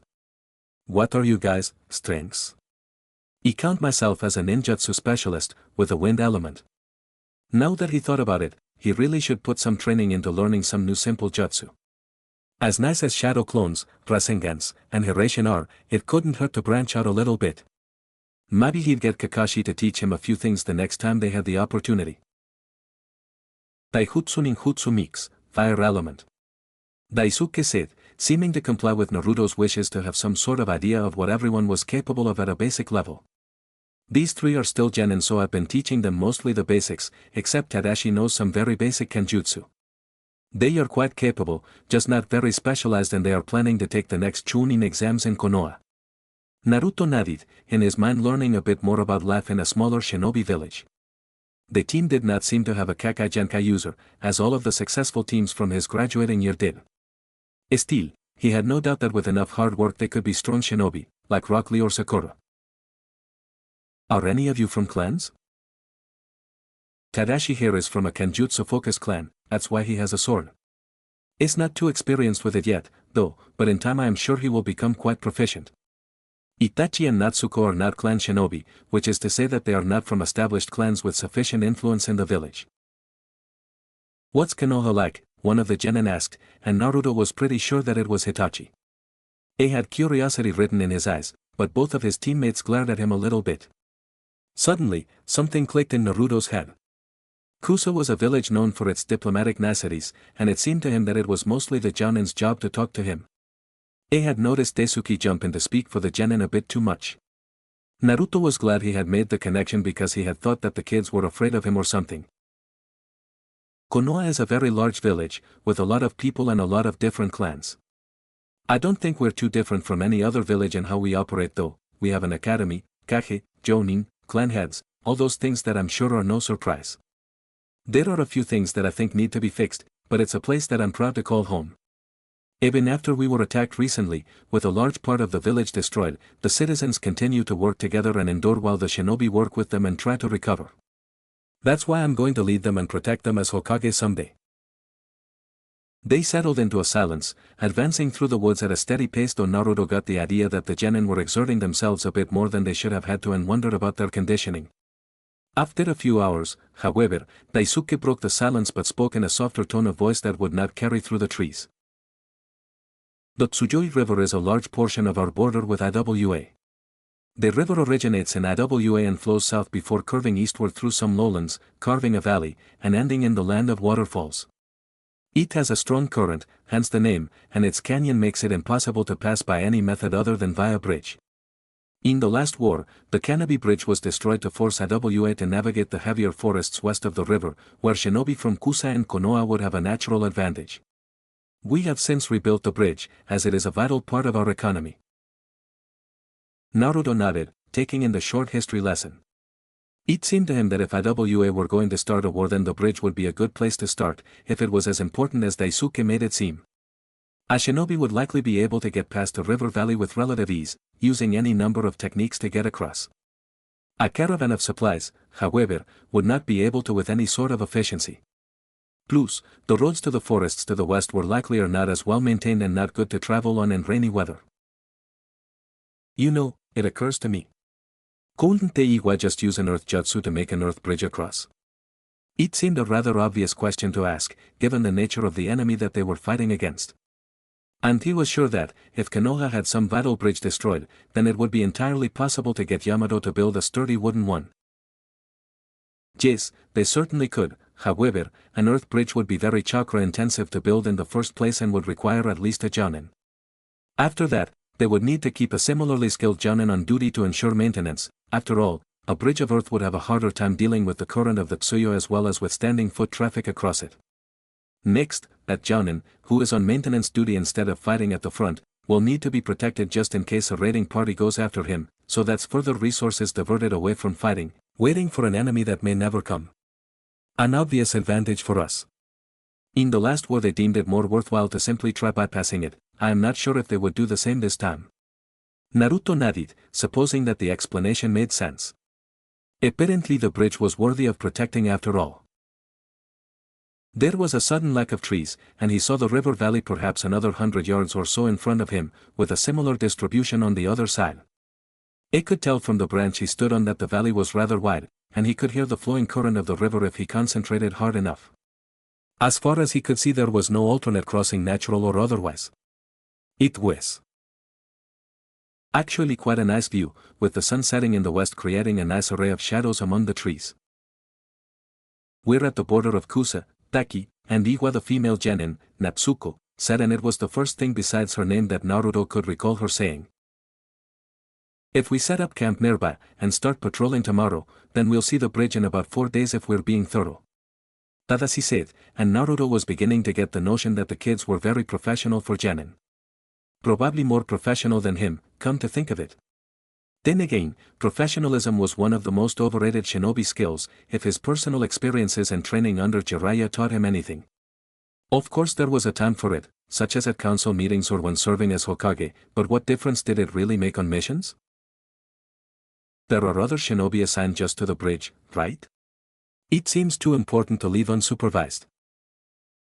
Of course, Ajashi-sama has made sure there will always be a team there. It's our job to back them up, in an indirect way. Naruto nodded, glad to hear that they were not the sole group involved. Somehow, though he did not know them all too well, he did not think that being alone with a genin team at the outbreak of a war would be much fun. It was then that they came upon a slight clearing in the woods. This should make a great place to camp. Everyone, you know what to do. Tadashi, get some firewood. Natsuko, set up the genin tents. Itachi, prepare to cook. Naruto and I shall patrol the surrounding area. Does everyone understand?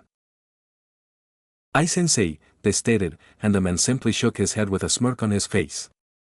Naruto, for his part, was quite sure that these genin were the exact opposite of his team, quiet and respectful. Then again, it could have something to do with the fact he was a foreigner or possibly the idea of war getting to them already. Or quite possibly that his genin team was among the strangest in the history of the elemental nations. He would not throw that out as a possibility. "Your team seems much more respectful and focused than the average genin team," Naruto said, as he and Daisuke began their patrol. Naruto also decided to disperse about 10 shadow clones to help ensure their safety. He did not want to make it obvious that he was somewhat discomforted by their behavior, so instead, disguised it as a compliment. "Yes, they are quite the kids. It's funny, really. I've never been one for much formality or tradition, and I like to think I can be quite humorous, but I was assigned a group of kids who all value formality highly. Used the way it all works out, I guess. Hidao would love them, I'm sure of that, and his kids are a lot like me in a way. Talkative, at least. Perhaps not as good looking." Naruto chuckled a bit. He had gotten the idea that this guy would be a bit carefree from their first impressions, and it seemed like he was right. But I guess the kids have a way of growing on you. "So, they are behaving a bit differently just because I'm a foreign shinobi, aren't they?" The man had pretty much said so earlier, but Naruto wanted confirmation.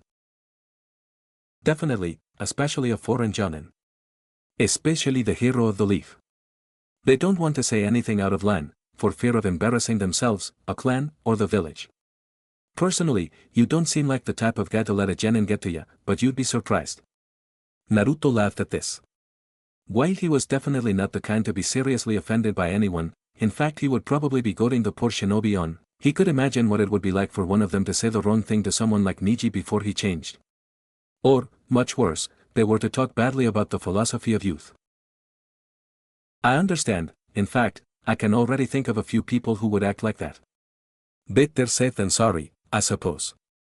They moved in silence as he thought about his new companions. Daisuke seemed like a decent enough guy, rather talkative with a bit of a sense of humor. He seemed to have the respect of his genin, though Naruto was not quite sure how hard that was with the way those kids behaved.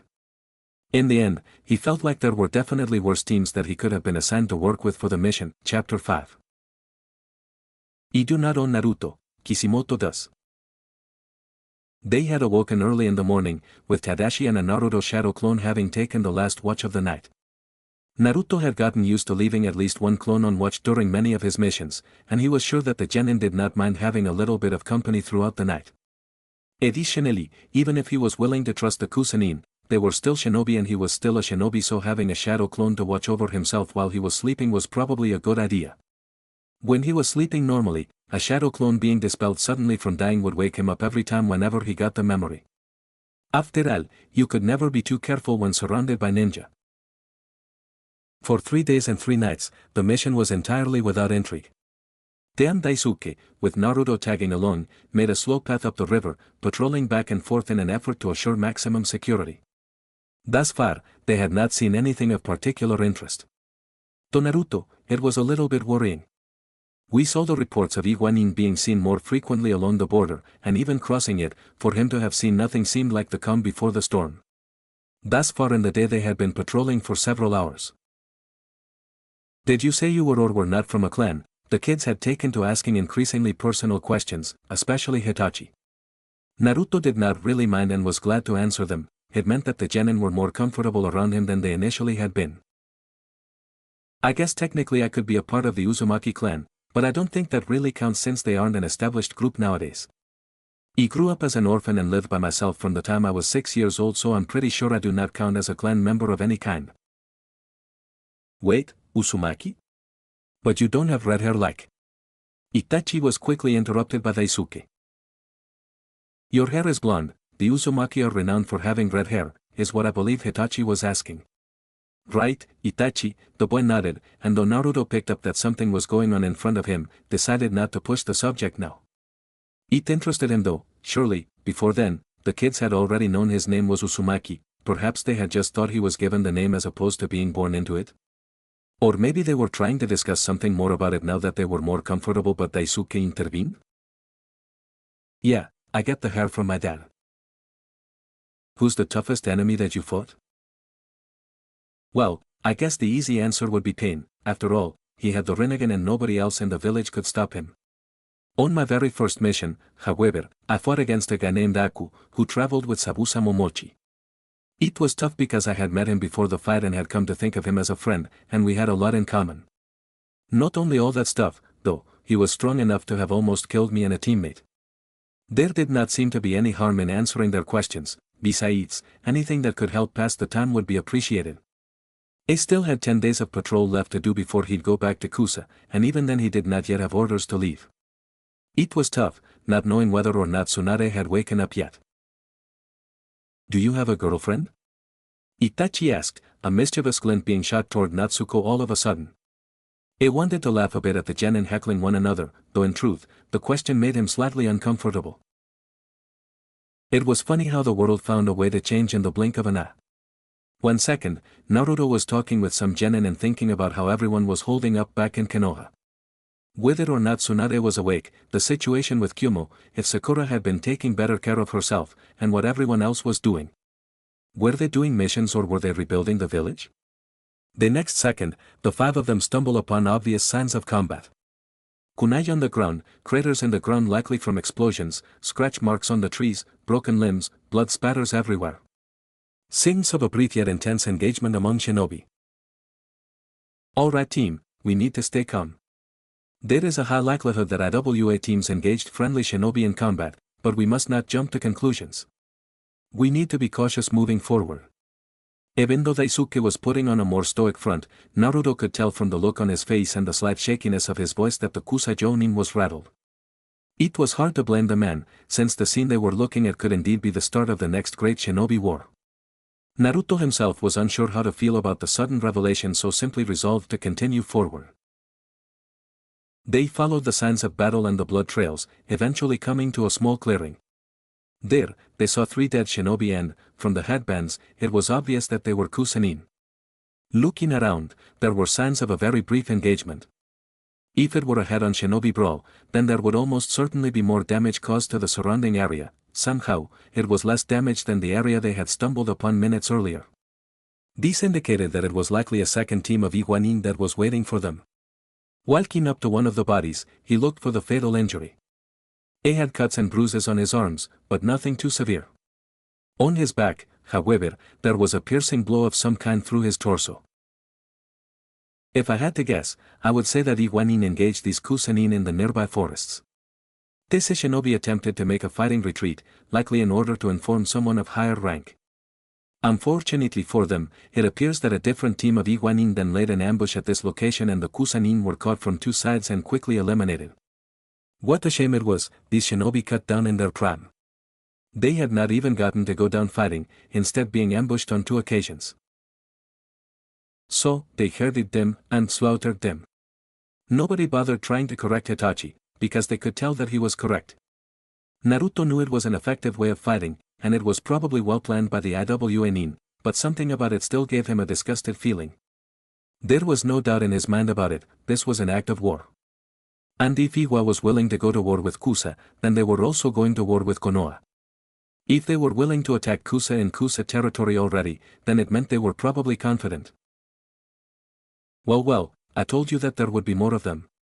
A voice rang out from the tree line, and suddenly, 3 IWA Nin appeared on a tree branch seemingly out of nowhere. Apparently they had been expecting them to follow the signs of combat into this area. Naruto mentally cursed at himself because he should have known. Why else would they have left the bodies lying around? If they wanted the attack kept a secret, they could have moved the corpses and covered up most of the collateral damage. It was very fortunate that they were confident enough to reveal themselves before attacking. I thought the plan was to lay an ambush? Arrogant skills, you know. One of the other IWA Nin seemingly scolded his apparent teammate, who simply rolled his eyes. Oh please, like we could lose against some Kusa shinobi. Look at them. They got 3 kids. Naruto looked from the Nin back to Team Daisuke. The 3 genin were frozen up, fear on their faces, and he wondered if they had ever been in a true combat situation. Sometimes he had to remind himself that not every genin squad ended up fighting highly ranked missing in every other mission. Most normal genin shinobi their age were going to relatively safe villages overseeing protection for some rich family or clearing bandits who had gotten a bit too strong or deadly, not fighting the demon of the mist. Even Daisuke looked frightened, though he was clearly more ready for a fight than the rest of his team. They have a Konoha. And he looks familiar. The third shinobi said, getting his two teammates to focus on Naruto. At this point, he knew that he had to make a decision. Having the enemy recognize him and allowing them to make the first move could prove an extremely costly decision, especially with his Kusa teammates seeming a bit frozen and fearful. So, the wise thing to do was strike first. It was clear already from the way they had killed the prior team that IWA was not going to take it easy on them, and he had to assume that this was a conflict where only one side could walk away with their lives. Yeah, he kinda does. The shinobi were visibly leering at him, and he knew that it was time for a bit of a preemptive strike. The fact that they had not yet recognized him gave him a huge advantage in any fight with them, and it would be foolish to not seek to use such an advantage. Without a second more warning, Naruto jumped toward the three Iwanin whose eyes went wide with surprise for a second at the unexpected action. Rasengan, he shouted, the blue orb spinning rapidly in his hand. The enemy shinobi were wise enough to evade the attack, and, seconds later, his hand hit the branch they were previously standing on and shattered it into countless tiny pieces. He had not assumed that the attack would land, he simply wanted to start an engagement to get the enemy shinobi thinking about combat and not his identity. Luckily, the attack succeeded in having a secondary effect, the enemy were separated, at least momentarily. It seemed that two of the shinobi had jumped backwards while the other jumped to the left. Daisuke, I need you and your team to handle him, he said, pointing to the lone shinobi. I can handle these two. There was a part of him, somewhere in the back of his mind, that knew Daisuke was technically in charge of the mission, however, he ignored it completely in favor of trusting his instincts. They had always gotten him through in tough situations and it would be silly not to trust them here. I saw the man nod. Shadow Clone Jutsu. 10 clones appeared beside him, facing toward the lone shinobi and enforcing the idea that the three of them would not be reuniting anytime soon while the original glared at the duo of enemies in front of him. The lone enemy seemed to take a second to process everything before making a hasty retreat backwards. Daisuke pursued and the shadow clones dismissed, leaving Naruto alone with the two Iwanin. Well, that was unexpected. Maybe even clever. Still, a Jonin of IWA is more than a match for some Kusa Genin team. And two Jonin of IWA can handle any Konoha nin. So, should I take this to mean that IWA is declaring war? He wanted to remove all doubt from the fight and from his mind. It was obvious that all the signs pointed to him being in the beginning stages of a large-scale conflict, but there was a lingering voice of doubt somewhere in his mind. He didn't want it to be true, but at the same time, he couldn't try to hide from the obvious. No matter how much he wanted there to be peace in the world, facts were facts. It was strange to see the two enemies smirk at him, seemingly self-confident. Naruto wondered if it was self-confidence from already having defeated the prior Kusanin. It's about time we put Konoha back in its place. Ever since the last war you people have been acting like it's your job to mingle in everyone else's business. Well, Tsuchikage-sama finally had enough of it. Naruto barely kept himself from sighing. How was it even possible to hold a grudge for 2 decades, especially a grudge that was going to end up getting your loved ones killed and force you to kill others? For the moment, he would have to ignore that, he had to finish these guys off then reunite with Daisuke. If his earlier guess was correct, there would be at least one more team of Iwanin. And if this was the start of an invasion, who knew how many more there could be after that? Earth style, rising stone spears. It seemed like the enemy were also not ones to waste time and wanted to get things started immediately. He felt the ground under him rumble only for a moment before jumping into the air. A split second later, spikes emerged from where he used to be standing. Earth style, mud bullet. The other shinobi's mouth expanded and he beat his chest, forcing a large chunk of hardened mud to shoot directly toward him. Thinking quickly, Naruto created 4 shadow clones who appeared directly in front of him to absorb the damage. Landing back on the ground, he immediately created a dozen more shadow clones who pulled a kunai out from their pouches, making sure to cover the formula written on the handles as they charged at the enemy nin. Earth style, battalion spear charge. A large amount of spear-tipped projectiles raised from the ground and launched themselves at the quickly charging clones. Naruto got the impression that this was the jutsu that most likely killed the Kusanin they had found earlier. Although a few of the clones were incapable of escaping the attack, the rest of them managed to get into taijutsu range, where the Iguanin began to engage them in fist-to-fist combat. Naruto had the distinct feeling that his clones were being underestimated. In a way, it felt unfair that the Iwanin truly had no idea what was about to happen to them. He searched for the chakra of the kunais and quickly felt the connections. He could feel the Nan in front of him as well as one more, somewhere back to the west. Briefly, he attempted to connect to Kakashi's kunai, but it appeared that his theory was correct and that the Kapinin was out of range. It was good to know that he was right, but he would need to test exactly how far the Hiraishin could extend in the future. With a moment of focus, he disappeared in a flash of yellow light. He reappeared in another flash, right next to a kunai an arm's length away from a very shocked Iguanin. The enemy, however, was not going to be given a moment's reprieve. They had been all too willing to start this fight, and now he would be all too willing to end it. Rasengan, he shouted, slamming a quickly formed blue sphere into the enemy's stomach, their hands having been distracted by the taijutsu engagement. The orb ground into the opponent before exploding in a blast of chakra and knocking them a few feet away. With one dead, he disappeared again. Reappearing once more next to a clone and somewhat to the side of the remaining shinobi, Naruto finished the man off quickly with another Rasengan. It was amazing how quickly he had managed to kill two enemy Jounin. The fight had lasted maybe 2 minutes or so. The Hiraishin was truly a terrifying weapon. Looking at their bodies, he shivered slightly. They had been so confident, so sure in their abilities. And here they were, lying on the ground, never returning to whatever families or friends they may have had. Two enemy shinobi. Two shinobi, each with complicated lives of their own, likely both having people waiting at home for them to return. Yet, they would never return. They had been killed by him. What were their crimes? They had none, just two shinobi following orders, taking the pride they had in their village and turning it into overconfidence on the battlefield. Before he could allow himself to contemplate things further, he remembered Team Daisuke. He quickly honed in on the kunai's chakra and flashed to the location, where he immediately attempted to get his bearings. He appeared next to Daisuke, whom had his 3 genin behind him all in defensive stances. In front of him, about 20 feet or so on tree branches, were 4 Iwanin.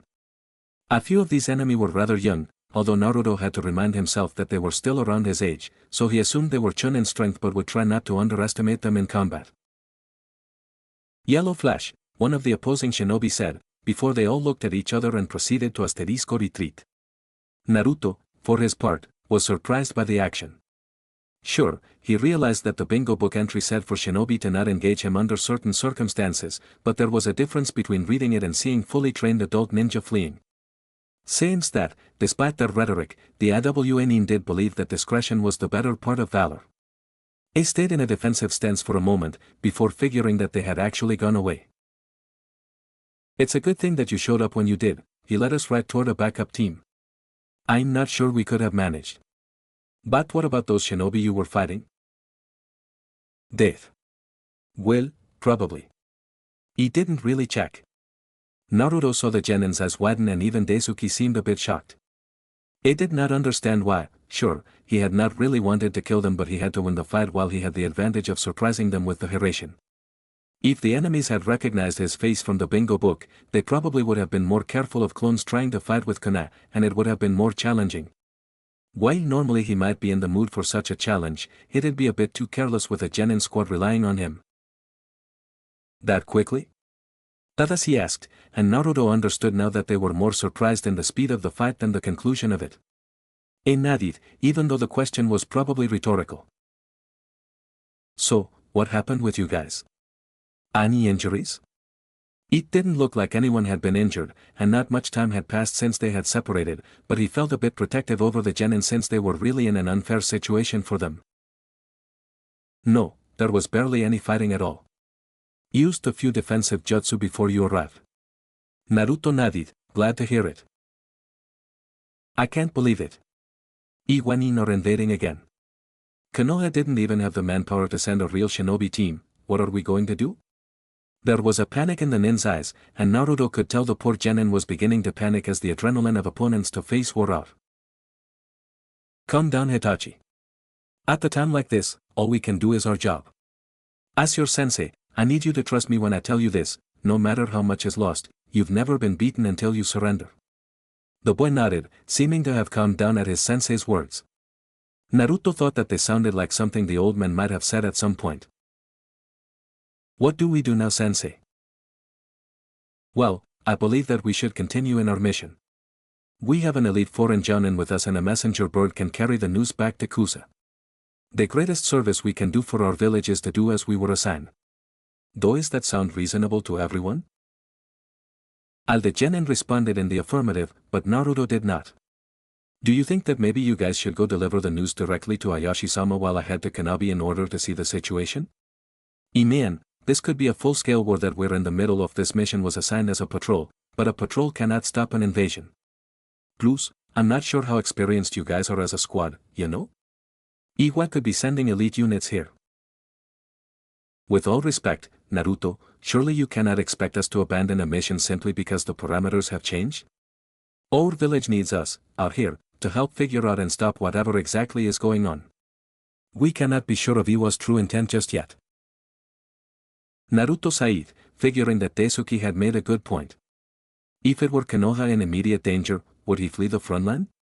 No, not unless given very specific and convincing orders on why he should do so. That was part of the reason why it never crossed his mind that he should be the one to leave. Kusa was an ally and, as such, in need of protection just as much as Konoha. Yes, he would fight for Kusa as if it were Konoha itself, for the two's fates were now aligned. Thus, he could understand the stance that the man had taken. Right, of course. Guess I was just worried about you guys, is all. Of course I could not expect you to want to do anything besides trying to do the most for your village. I'm the same way, I suppose, he offered, with a slight smile. You're a lot different than the other, Uzumaki Hitachi said, before his eyes widened as if realizing what he had said. Daisuke looked at the young man with an underlying scowl but tried to keep a straight face. What other Uzumaki? He asked, curious as to both what family he could have possibly had in the village and why it seemed like it was being kept a secret from him. This was the second time now that the Uzumaki name had been brought up, with strange reactions from all of those around him. Okay guys, seriously, before we're forced to fight more Iwanin and our lives are put in danger again, I want to know what Uzumaki you're talking about and why you're keeping it from me. Daisuke coughed into his fist, undoubtedly a sign ordering his genin to let him answer.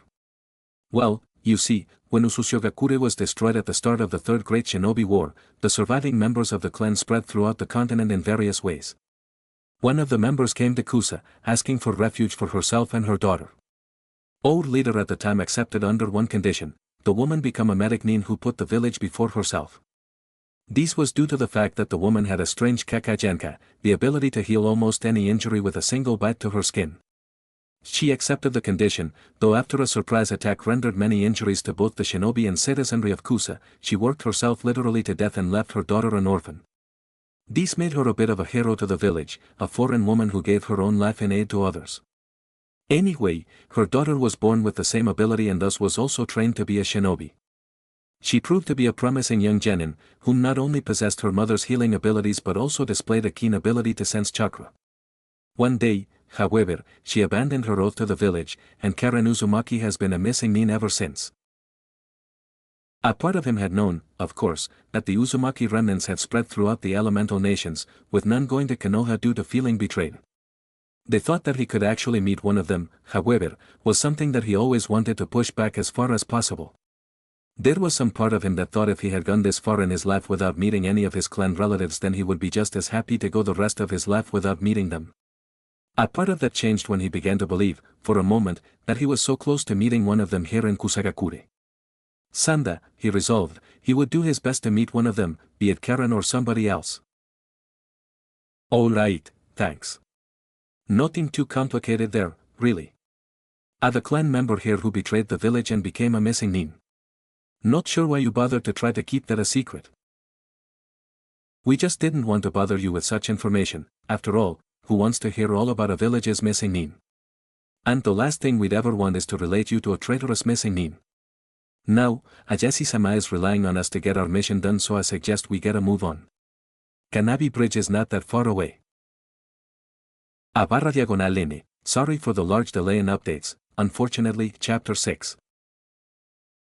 Disclaimer, I do not own Naruto, Kishimoto does. It prepared himself mentally for the task ahead, smiling at the challenge presented before him. It was not every day that someone like him got the opportunity to do something that was truly important. Most of the time, they were simply used as cannon fodder in the heat of battle. Though he knew his time on the planet was quite limited, there was a certain degree of freedom in accepting that simple truth. In his short time in existence, he had decided upon one thing: he would be as useful as possible. Right now, he had been entrusted with a singular goal and was ready to execute it. He felt the kunai spinning in his hand, feeling the chakra from it. He reached into the pouch, grabbing 5 more, holding all 6 in total between his fingers. He threw it toward the top of the bridge, with a smile. In a flash of yellow, he appeared slightly above the bridge and could feel the heads of the IWNin turning towards him. Good. It could make out already hand signs being made, so knew he had not even 1 second to hesitate. The reaction speed of these enemies seemed to be rather good, definitely not genin level reaction time. He reached out and grabbed the kunai he had thrown, immediately throwing it to the ground and appearing in front of an IWNin who looked afraid. Before the nin could react, he was hit with a strong uppercut. Immediately afterwards he jumped to the left, dodging earth projectiles of some kind. Taking a quick glance around, he could see that there had to be about 30 or so people just on the bridge. He threw 2 of the remaining kunai down the south end of the bridge with 2 more going towards the north. They were not intended to strike, but rather, to spread out. With a speed that most shinobi would never imagine having to go up against, he flashed between the various kunai, dodging a series strikes and jutsu while delivering mild attacks against the Iguanin. Thankfully, the enemy were limited in their jutsu arsenal due to the risk of friendly fire. His goal was not to kill these particular shinobi, for there were too many for him to accomplish this task, but rather to anger them. An angry enemy was not a rational one, and it would not take long for his use of the Hiraishin combined with being unscratched to cause some frustration. And so, he went back and forth, briefly engaging enemy shinobi, focusing most of his efforts on not getting hit. After a couple of minutes of this, he moved on to the next stage of the plan. Throwing a kunai into the air, he felt out the chakra signature and in another moment was himself up into the air, grabbing the kunai immediately and slinging it off of the bridge, into IWA territory, on clear grounds. An instant later, and he went from being high in the air above the bridge to being on the ground some hundreds of meters away. The IWNin, of course, had been watching and did not relent in attempting to attack him. There were more now, coming from the forests not too far away as well as the bridge. Never before had he seen so many hostile shinobi in one place. In a way, it was terrifying, yet at the same time, it was exhilarating. Now it was time to do something different. Once again, he threw a kunai high into the air and appeared next to it. Instead of disappearing somewhere else, however, he pulled 5 more kunai out of his pocket and threw them in a wide spread toward the ground. Tahu kage shuriken jutsu, he yelled, as the 5 kunai multiplied into hundreds and peppered the ground in kunai. It took a lot out of him to use the jutsu on such a scale, and immediately upon feeling the chakra feedback from the hundreds of kunai he felt his head begin to hurt and had a general sense of being overwhelmed. If there were any chance he could continue to excel at his mission, he was going to need get past it. The battlefield was now his, he could move almost anywhere on it in the blink of an eye. And so he did, flashing between kunai nearly instantaneously and landing repeated taijutsu and kunai strikes on the Iguanin spread throughout the battlegrounds. It was feeling tired already, a feeling he had not even been sure he was capable of feeling. "What are you idiots doing?" an authoritative female voice yelled out. "None of you are qualified to fight a Hiraishin user, especially not once he's created a field of kunai. Retreat." The Iguanin began to flee backwards in the woods quickly, though Naruto attempted to strike as many of them as he could in the time it would take them to follow through with the seeming order. The bridge had been mostly cleared of Iguanin, except for those who had most likely been explicitly told not to leave it. That's when a girl exited the forest, looking right at him. She had short black hair, a confidence in her walk that made him know from instinct alone that she was strong, and, quite oddly, pink-colored eyes. She was smirking at him. "Oh. Happy to see me?" He taunted a bit, catching his breath. Having exhausted himself already from the rather extensive and unusual battle that had taken place, he was not feeling entirely too confident in dealing with an IWNin who clearly wanted the chance to take on the Hiraishin. "You have no idea. I cannot believe I have the luck of running into you so early on in this endeavor. All my life, I've heard about the deadliness of the Hiraishin and seen my grandfather curse the jutsu into the dirt. Well, now I get to see what it's all about. She maintained a casual stance as Naruto continued to eye her closely. Without warning, she took a deep breath. Lava release, let flow, she said, lava bursting from her lips and spewing in a stream onto the battlefield. Encountering a lava user had definitely not been something on his agenda. The attack decimated the ground, and the substance itself was hot enough to disperse his kana when it came into contact. Next thing he knew, the woman charged straight across the lava toward him, casually running on its surface as though it had been nothing. It could see that the lava was slowing but not stopping and would continue to destroy the jutsu-created kana. Normally, shadow kana were strong enough to withstand glancing blows and contact with the enemy, but they were definitely not made to deal with a lava-style technique. She took the offensive, attempting to use taijutsu and doton jutsu to land a hit on him. Instead of engaging with her, however, he continued to use the Hiraishin to avoid her pursuit. For 5 minutes the fight went on this way, him avoiding her with relative ease even as she attempted to engage in some sort of straightforward fight. It could tell that she was not necessarily putting all of her effort into the assault but was holding something back, likely in case he managed to use Hiraishin to get behind her or to do something else unpredictable. She was holding back, waiting for him to make a move while he was simply avoiding her. Briefly, he wondered how boring the fight between the two of them was. Despite all the confidence she had seemed to have heading into the battle, it was clear that she was attempting to feel him out and build a familiarity with his combat behaviors before committing more to attacking. Even though it was not the most intensive fight of his career, using the Hiraishin constantly while dodging attacks was taking a toll on his already tired state and he was exhausted by this point. It created a lot of distance, then fell down on one knee, panting. She approached him with a smirk on her face but did not get too close. You know, really, I expected more from you. To wear yourself out so quickly without even landing a punch is pathetic. He smiled at her. You didn't land a punch either, you know. True enough, does not seem like it hurt me this time. He knew that he had managed to get under her skin a bit with his remark because the smirk on her face had died out. Suddenly, from near the bridge behind him, he heard an incredibly loud sound as if a raging wind and could practically feel powerful chakra emanating from the location. He smiled broadly, then, knowing that his task had been done and that his existence had not been for nothing. The boss will be proud of me. What are you? Naruto vanished in a puff of smoke. Rasen Shuriken. Naruto yelled, the most powerful jutsu in his entire arsenal wielded in his right hand. Although he had promised Tsunade not to use the technique on account of how dangerous it was, he knew there was some way to truly master the attack. Unfortunately, he had not had much time to give it any additional work on account of learning the Hiraishin, and even midair he could feel the intense pain spreading through his arm due to the uncontrolled wind chakra. For the present, it was the only way to ensure that the bridge would be destroyed.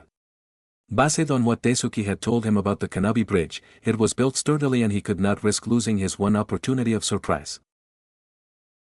He had sent a clone to clear out most of the shinobi on the bridge, not by engagement, but by distraction. Usimiwa's fear and hatred of the Hiraishin to his advantage in order to divert them from the main strike.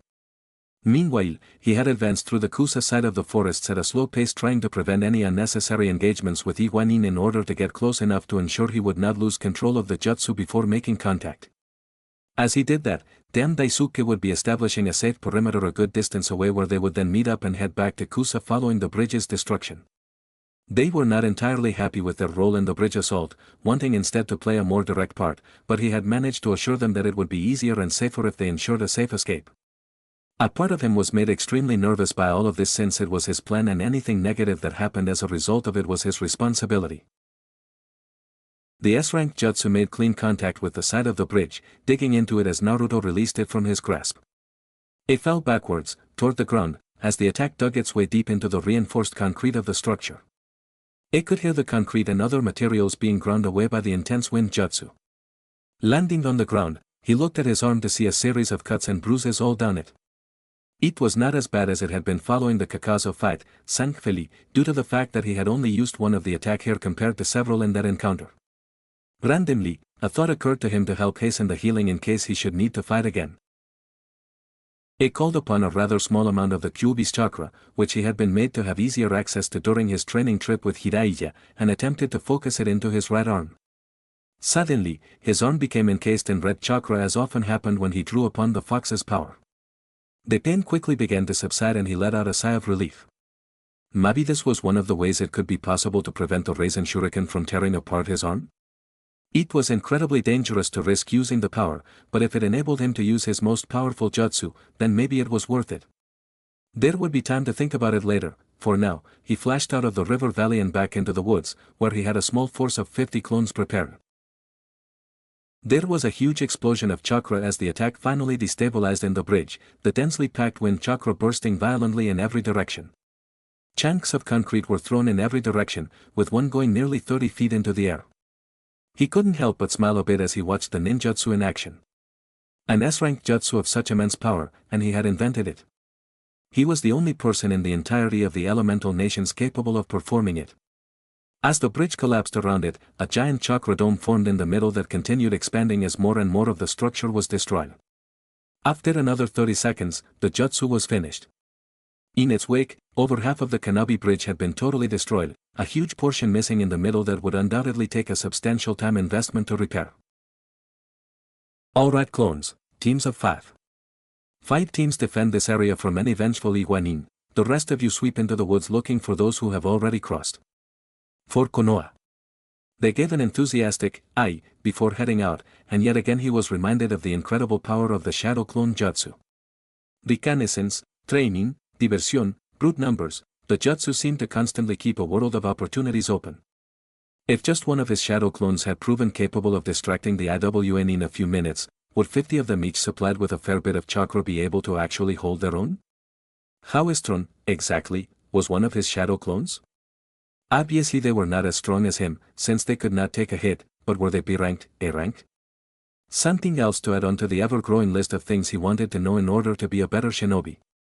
He mentally searched for the farthest chakra signal and flashed to Team Daisuke's location.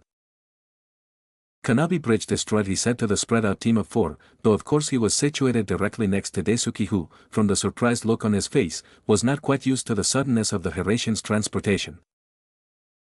Wow, you're really something else, aren't you? Glad you're on our side, Daisuke said, with a smile.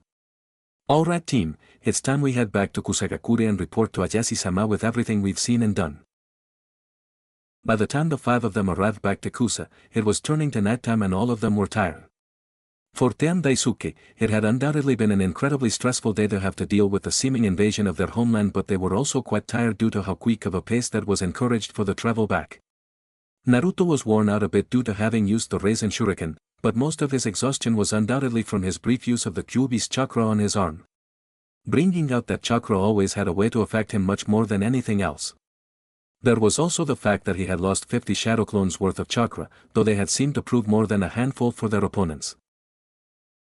It did not take long at all for them to reach the head governmental building and, to Naruto's immense surprise, there was not considerably more activity than there had been when he was previously here.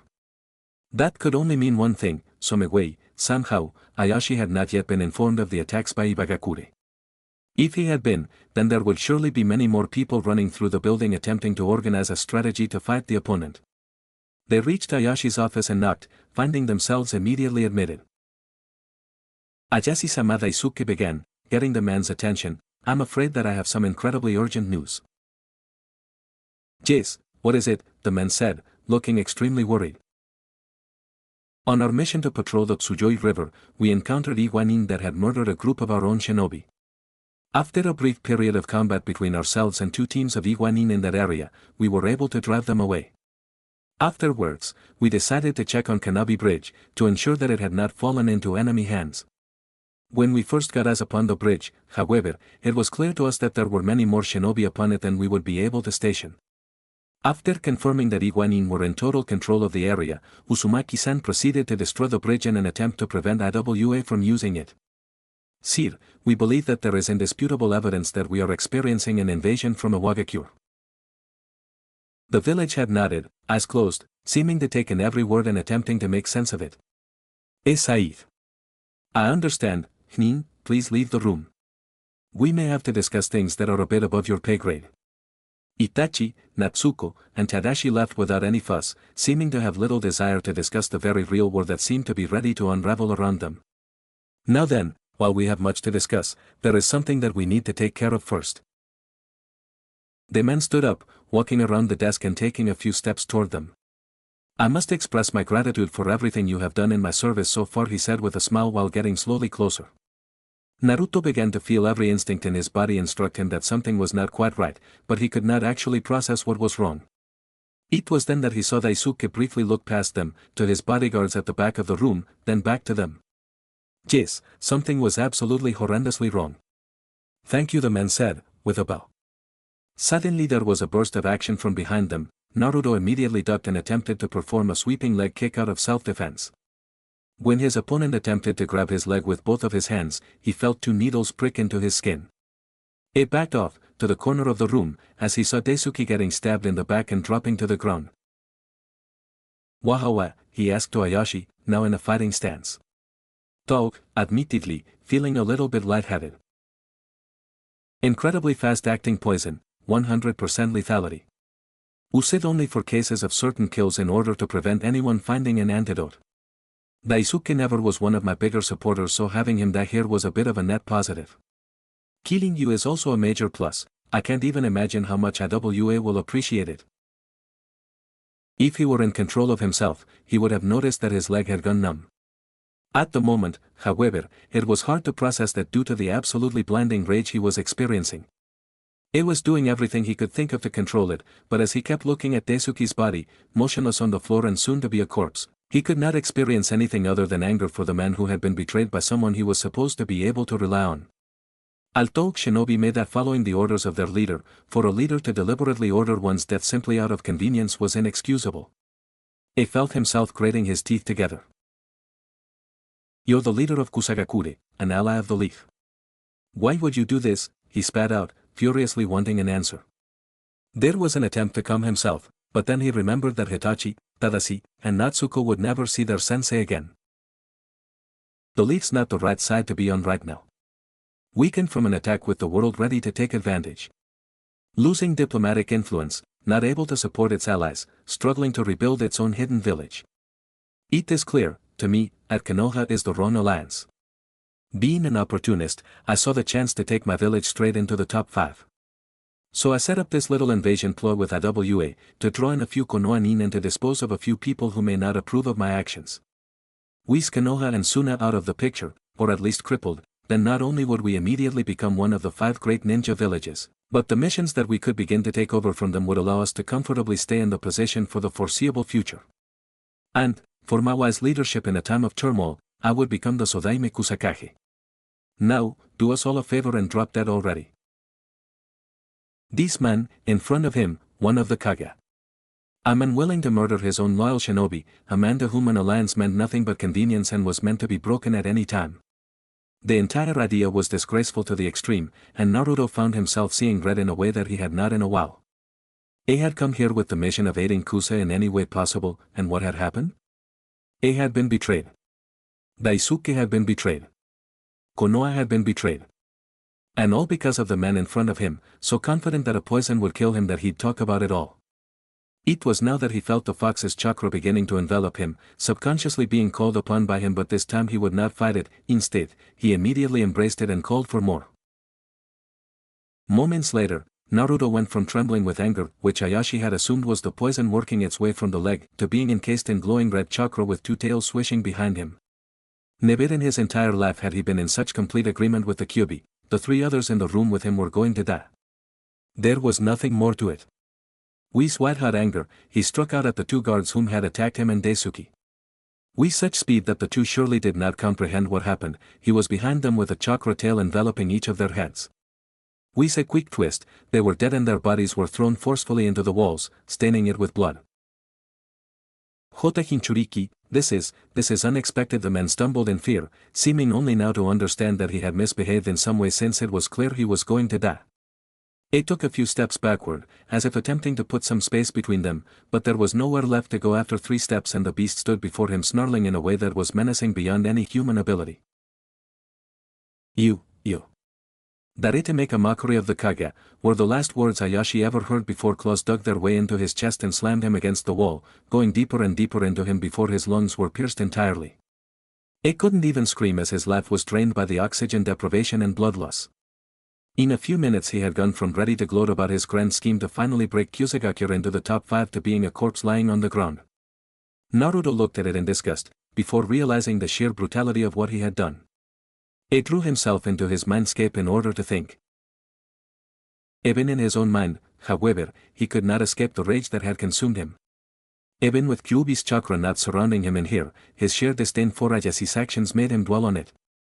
How could one man be so greedy, so cold, so arrogant, with so little care for integrity or honor? Sure, maybe he had met plenty of people who could fall into those categories, but none of them had ever been the leaders of an important hidden village. In his anger, Naruto found himself aimlessly walking forward until he found himself walking toward the Kyuubi's cage within him. He saw no sign of the beast, though its chakra tainted the floor and gave the air a bit of a foul smell.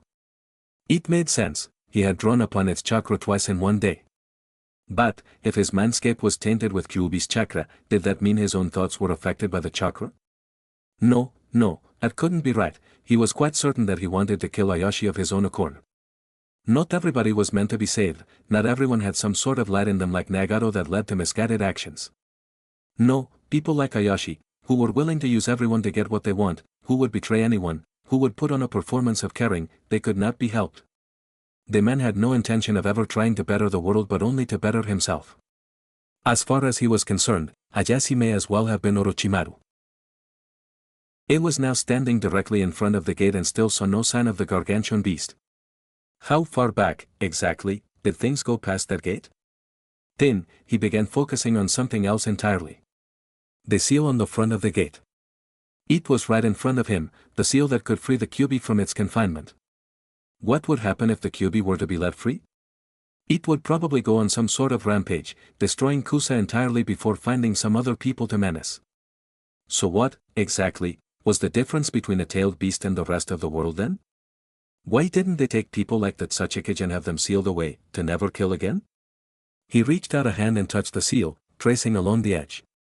When you thought about it, it hardly seemed fair that a tailed beast should be imprisoned for killing without reason when so many others were free to do it. Hey, I really think you should not do anything with that seal, a voice said from behind him, startling him greatly and interrupting his thoughts entirely. I wasn't doing anything, I swear, he said hastily, before getting a good look at the men who seemed to materialize out of nowhere. Suddenly, he found himself almost out of breath as he looked into the eyes of someone he knew there was never a chance of him meeting. Hello, Naruto. The man said, bright smile on his face, eyes closed, head tilted. Did that? New Yellow Flash. Chapter 7. Did that? Naruto said, not quite believing his eyes.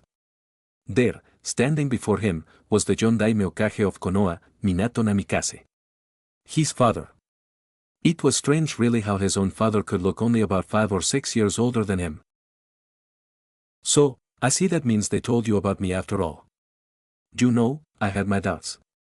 The man was smiling brightly as Naruto walked toward him. As he got closer, his father extended his arms as if to receive a hug. Perhaps, then, he was a bit surprised to receive a punch to the stomach. That's for the Kyuubi, he said, remembering all the trouble the fox had caused him throughout his life. From villagers to the Akatsuki, being a Jinchuriki had certainly been a pretty constant struggle for him. Granted, it was never actually the Kyuubi's fault, so it was not really fair to get that upset about it. Perhaps, really, he kinda liked the idea of being able to punch his father. That made sense, he had just landed a sucker punch on the Yondan himself. He smiled to himself, feeling good just from the thought of getting to roughhouse a bit with his father like every other kid. He reached his arms around the other man, who was bent over from the unexpected hit, and wrapped him into a tight hug. And this is for Hiraishin. And, Kause, I kinda just want to. The other man returned the embrace and, for a moment, Naruto let himself enjoy the sensation of being able to hug his father. You've thought about that punch a while, haven't you? His dad said, seemingly not angry but perhaps a bit upset, though not at him. I promised myself, not too long after I first learned of the Kyuubi, that if I should somehow ever get the chance then I would do it. Of course, I was a bit mad at the village for how they treated me and I had been betrayed by my sensei, and maybe being a Jinchuriki is kinda cool in some ways, but a promise is a promise. He was smiling now, as his father extended their arms and held him at arm's length. So much like your mother. Bishes yet kind. I guess my last wish to have you treated like a hero didn't exactly work out as hoped. The man wore a sort of grimace, seemingly regretting what he had done. Well, not as you planned, I'm sure. But don't worry about that. I'm the recently crowned hero of the leaf. Okay, he could not resist the urge to brag to his father about his accomplishments. Maybe, by his age, most people would have stopped, but he had to make up for lost time. So, don't take this the wrong way, but how are you here? In my last moments, I guess I got a bit creative. I used my own chakra to create an emergency failsafe just in case you ever started wanting to release the QB. I don't really have that long to talk, it was a small amount of chakra. I wasn't going to do it. I was, well, just thinking. If everyone else is free to kill and cause havoc, why not the Biju? Well, for one, releasing it would kill you, and I don't really want my son to die. Call it overprotective, I guess. Funnily enough, the man had a bit of a mischievous smile, and Naruto got the idea that his father was quite the humorous person in his own right. Second, I didn't really have much choice in the matter at the time. It was either seal the QB or everybody died. Maybe it felt wrong to seal a sentient being inside of my own son, who appears to be sentient as well, but there's an important lesson in it all: sometimes, you have to do what's wrong to do the most right. Oh, but don't become some genocidal maniac because of that. It's really not applicable all that often. Yeah, I guess that makes sense. Ieji, try not to think about it too much right now. Good. Now, I'm guessing that there's something that triggered all this thought. Why don't you tell your dad about it? His father seemed to be nothing but smiles, and it really had a way of making him feel good. His dad was clearly so excited to see him, and it helped to kill all those thoughts he once had about his parents not wanting him. Sure, Sandem and Tsunade could tell him that his dad would have loved him, but it was entirely different to feel it. Of course, he knew he had a stupid grin on his face too. Well, you see, this issue started when I learned the Hiraishin. Immediately after I learned it, probably a little over 2 months ago, I had to use it to fight a renegade user named Nagato, who was the leader of a group of S-class criminals that wanted to catch all of us Hinchuriki. He managed to destroy a large part of the village, but I convinced him he was wrong, and he brought everyone he killed back to life. Anyway, right after that, Iwa and Kumo started to act a bit too aggressive towards our allies in Kusa and Osi, and the council seems worried that it means we're about to go to war and that it has something to do with me learning Hiraishin. Kakashi-sensei and I were sent to Kusa in order to reinforce them, and we split up to the 2 most likely areas to be attacked. The team I was with found a dead Kusa squad and were ambushed, and we took that to mean Kusa was being invaded. We made our way to Kanabi Bridge, and I destroyed it with a Raisen Shuriken. Oh, that's Rasengan combined with Wind Chakra. After that, we made our way back to Kusagakure and reported to the leader. It betrayed us, having both of his bodyguards attempt to poison myself and a Kusa Jounin. They did it, but it didn't really work on me because of the Kyubi. He used some Kyubi chakra to kill him and his bodyguards, and now I'm here. His father was looking at him kinda wide-eyed, and Naruto thought that he may have rambled a bit too much and not been clear enough. You've led an eventful life, haven't you, son? He rubbed the back of his neck. Haha, how'd you guess? Fatherly instinct. Learning Hiraishin, fighting the Rinnegan, mastering the Rasengan. He couldn't be more proud. It felt like a 5-year-old kid, having his father say those words to him, and his eyes lit up in pure delight. I'm not too surprised to hear that Kusa's village leader would do such a thing. They were considered the 6th best village at the end of the Third War, and it was probably just a matter of time before they had a leader who tried to be a bit too clever in moving up. Oh, hey, so, I just realized that I killed the leader of Kusa and that, in reality, I'm probably standing above his body with his blood on my hands. Shouldn't I take care of that problem real quick? I'm pretty sure that, since we're in your mind, things are moving much more slowly in here than they are out there. Not a big deal. Ah, really? Okay then. Anything else happen in Konoha I should know about? Well, Tsunade-ba-chan is the Hokage, but she's been out of action since the last attack. As much as I'm sure we'd both love to keep talking politics, I think I've got a good picture. Iwa and Kyomo causing trouble, Kusa's turned traitor, Hokage out of action. It seems rough, but there is not much I can say about it without knowing more. I'm going to disappear soon and never show up again, so I shouldn't really waste this time I'm given. You mentioned earlier that you just learned Hiraishin 2 months ago, correct? Yeah, had this long training trip up in Mount Myoboku and everything. Mount Myoboku? Abi, you done sage training? You would guess that the way I designed the seal to work should make senjutsu impossible. That's what Hiraishin said. Haven't they tried it? So, Hiraishin?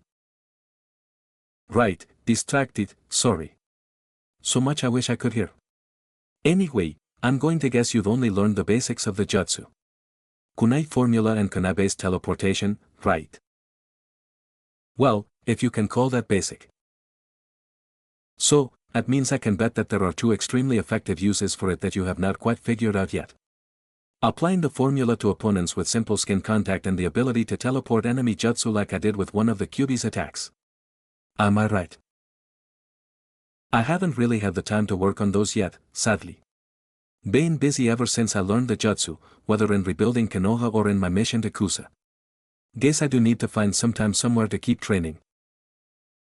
It's hard to describe how to apply the formula with physical contact. It took me a generous amount of work to figure it out. Let's see. Oh, I know. Though you know how, when performing summoning jutsu, a string of kanji appears temporarily that coincides with the release of the chakra. His dad was not really asking him a question, he was no longer smiling. It was talking as a teacher does to a student, like Iruka-sensei had. Basically, what you need to do is to find a way to replicate the chakra pattern on the kunai with the chakra in your body, then to release it in such a way that it results in the formula becoming a part of the person. Ideally, you want to use as little chakra as possible when doing this so that the opponent is less likely to detect anything. It may seem easy to replicate the formula doing hand signs, and that's not a bad place to start, but you need to train yourself past using hand signs in order for it to be truly effective. Okay, yeah, that makes sense, I guess. Naruto almost wished that he had a notebook, but he was sure he could remember everything his father said during their first meeting, he was sure of it. Besides, this was taking place in his mind, so how was it possible for him to forget? Now, in order to use it to deflect attacks, well, that's not actually part of the Hiraishin. I mean, sure, it's a possible use for it, but it is not integrated into it. The way I did it was actually simple. I concentrated chakra into my hands and extended a wave of chakra forward, expelling small amounts while keeping it connected to my hands. Do you know a hyuga? I recommend a hyuga for learning this. Anyway, when you feel confident that the attack has made contact with your chakra, you disconnect the chakra flow from one hand, Hiraishin away, and in the split second you're using the Hiraishin, you move your other hand in the direction you want to divert the attack. If an attack is particularly deadly or fast, you want to extend your chakra as far out as possible in order to, not die horribly. Naruto's face was pale, and he knew it. It seemed like a tall task to be able to learn to use the Hiraishin in such a way, but he knew that it had to be worth it. His father managed to deflect a direct attack from a tailed beast using the technique, which was surely enough of a testament to its effectiveness. It was going to be an extreme test of his chakra control in order to pull it off. His father smiled at him again, probably to try to relieve his fears. Don't worry about it too much, just think about it this way. It will be great to hone your reflexes even further, and that is helpful in a wide variety of ways. Also, you're gonna want to start small, probably with a blunted kunai or something. Oh, and before I forget, I've been thinking a little bit about your senjutsu dilemma, and a thought occurred to me. If you were to challenge the Kyuubi for its chakra, then manage to successfully secure a portion of it, it may be possible to then divert the chakra that your body naturally absorbs from the seal into that reservoir, making your chakra able to support the sage chakra. I can't be certain, since your seal is one of a kind, but that might work. You are really into chakra theory, huh, Dad? They always heard that the Yondaime was a genius, that the man had an understanding of chakra that was far beyond most shinobi. Meeting him for the first time, he could now confirm it for himself. It was the love of my life. Besides your mother, of course. Chakra makes the impossible possible, and I wanted to understand it better than anyone ever had. That was what I always had in the back of my mind, driving me, even as I became a jounin, sensei, Okage. So, son, what drives you? That's your dream. I'm going to be the strongest Hokage, he said, without taking even a moment to consider that he was talking directly to the man who would probably have been the strongest Hokage had he lived a longer life. Even with a shortened laugh, some people still made the argument. And, I'm going to find some way to bring about peace, just like I promised Hiraishin and Nagato. Bring about peace, huh? A dream as old as the shinobi lifestyle. Used remember, in times of war people crave peace, in times of peace people crave war. It's a strange world you live in, Naruto. There is going to be a lot of work to get that done. But, it's your dream, so I'll believe in you just as Jiraiya-sensei once believed in me. Things sound kinda tough out there right now, but maybe somehow this situation with Iwa and Kumo will work toward your goal.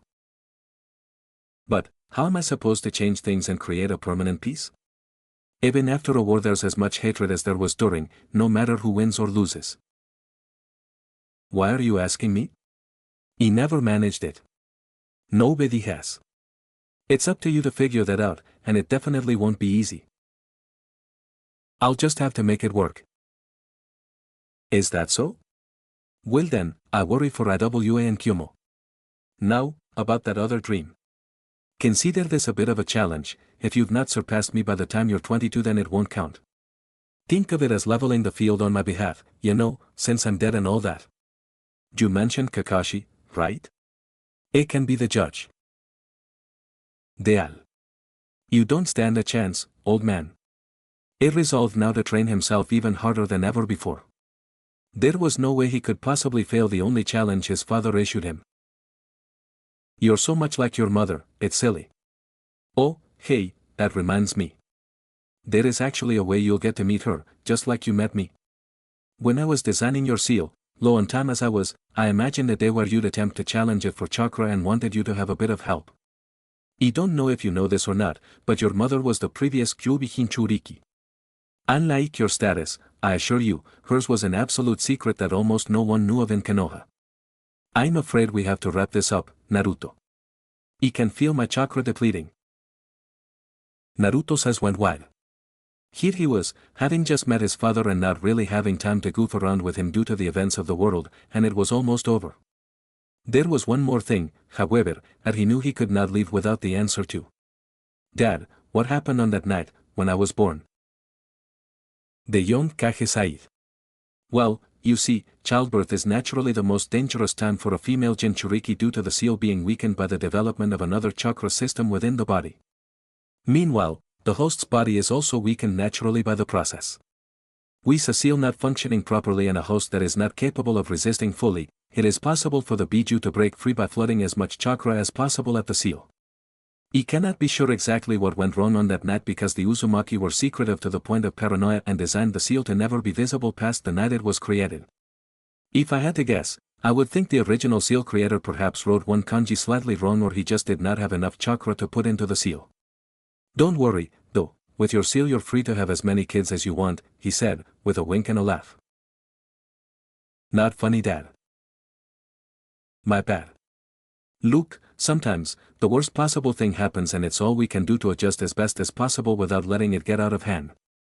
He knew I was going to die, your mother knew it too, but we made sure that you survived. I promise you, for us, that was enough. Naruto felt tears in his eyes as he wrapped up his father in another hug. The surreal experience would be ending soon, as much as he never wanted it to.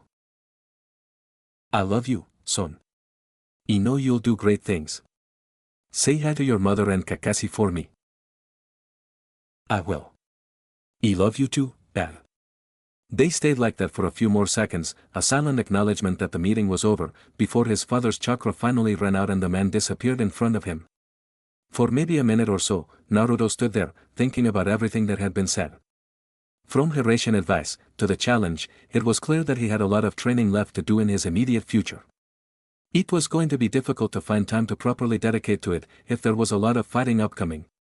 What had seemed inevitable, and maybe it still was considering that he had already killed Iwa and Nin. They would probably not be very happy about that. He opened his eyes to see the very dead body of Ayashi on the floor in front of him, in a puddle of blood, where it seemed that not very much time had passed at all. Still, it had to have been some, because he could hear the sound of many footsteps coming upstairs down the hall. Someone must have heard a commotion. Making a decision, he decided to grab Daisuke's body, now definitely dead he noted, before leaving. He felt for chakra signatures from the kunai and, disappointingly, felt nothing. Surely Kakashi was on his way back to Kusa by now? Putting more chakra to it, he continued to try to sense something. The footsteps were getting closer rapidly and he did not want to have to fight his way out. He was not willing to bet that Kusa would believe that their leader attempted to kill him, more likely, they'd try to kill on sight. Suddenly, he felt it. A faint chakra pulse, very faint, definitely far away but he was not sure exactly how far. Had Kakashi moved into range or had him attempting to use more chakra allow him to feel it from further? Yet more questions. As the door opened, he vanished. The only thing that the Kusanin saw was a yellow flash. He appeared next to Kakashi, who managed to get a hand into a kunai pouch as quickly as Naruto identified that it was in fact him. Looking around, he saw all of Team Hideo. They were eyeing him, carefully, which made sense considering that he was in fact carrying one of their dead comrades with blood on his hands. It wasn't Daisuke's blood, though, surely they recognized that. What happened to Daisuke? Hideo said, worry and anger evident in his voice. Naruto lay the body on the ground, remaining adrenaline dying off and realizing that he was extremely tired currently thanks to using a, perhaps, overly generous portion of the Kyuubi's chakra. We fought with Iguanin around the river and at Kanabi Bridge, then went to report to Ajase. Things seemed normal, but then, his bodyguards rushed us from behind and injected both of us with some fast-acting poison. Daisuke's was near the heart and he fell unconscious practically instantly but mine was in the leg. We eased Daisuke down, and Ajase presuming I'd follow shortly, he told us how the IWA invasion was actually a ruse so that he could get his detractors killed and that IWA would be thankful enough to support him while he was in power. Yeah, well, if you were poisoned, how are you still alive? It seemed to have turned into mostly anger from Hideo, who seemingly doubted his recounting of events. Uzumaki resilience, he answered, not feeling confident about letting the Kyuubi be known to them. Bullshit. You're behind this. I'm going straight to Ayashi-sama and I'll get the real version of events. Yuko no Anin better be out of the country by then. Did Hideo really think that, if he had killed Daisuke, that he would let the men carry through with that? There might be a problem with that. Oh yeah? And what's that? It seemed that the man was now anticipating a fight, and even his genin seemed to have taken up fighting stances. I killed that traitorous bastard before he could do more harm to Kusa and the rest of the world. You killed our leader. Dirty no good backstabbing. Before he could say another word, he was suddenly dragged into the dirt with only his head remaining above ground. Kakashi popped back up near him, a glint in his eye that would have been enough to scare any genin given the situation. Now, let's all keep our heads clear here. My friend and I shall now be leaving this country while you genin dig up your sensei. If there are any objections to this plan, then I shall kill all of you without a second thought. Either prefer not to escalate things further than they already have. Oh, and bury your friend. The genin said nothing, but one of them nodded their heads after a moment. Naruto admired their reluctance, given that their sensei had just been incapacitated easily and they were looking at two S-ranked shinobi. After 10 minutes of running with Kakashi, in which Naruto kept up with the man's fast pace despite his body wanting nothing but sleep, the other men broke the silence. My little Naruto, killing a village leader. They grow up so fast. Shut up, sensei. He told you, he betrayed us first. Did you not run into any issues? Iguanin? Nope, all was quiet for us. No Iguanin at all. He suspected that the incursion was planned only at Kanabi and its surroundings, and that Ayashi sent the ninja he wanted dead there. Used your luck that you should, by chance, go with the Jonin that would be on his hit list. Naruto thought back, to the moment when Kakashi was picking which sensei to go with, and wondered how his luck could actually be so bad. You know, Naruto, I suggest you start writing your report on this matter as soon as possible. He can only imagine how much of a fuss this little mission of ours is going to cause. Hey, you alright? You're slowing down.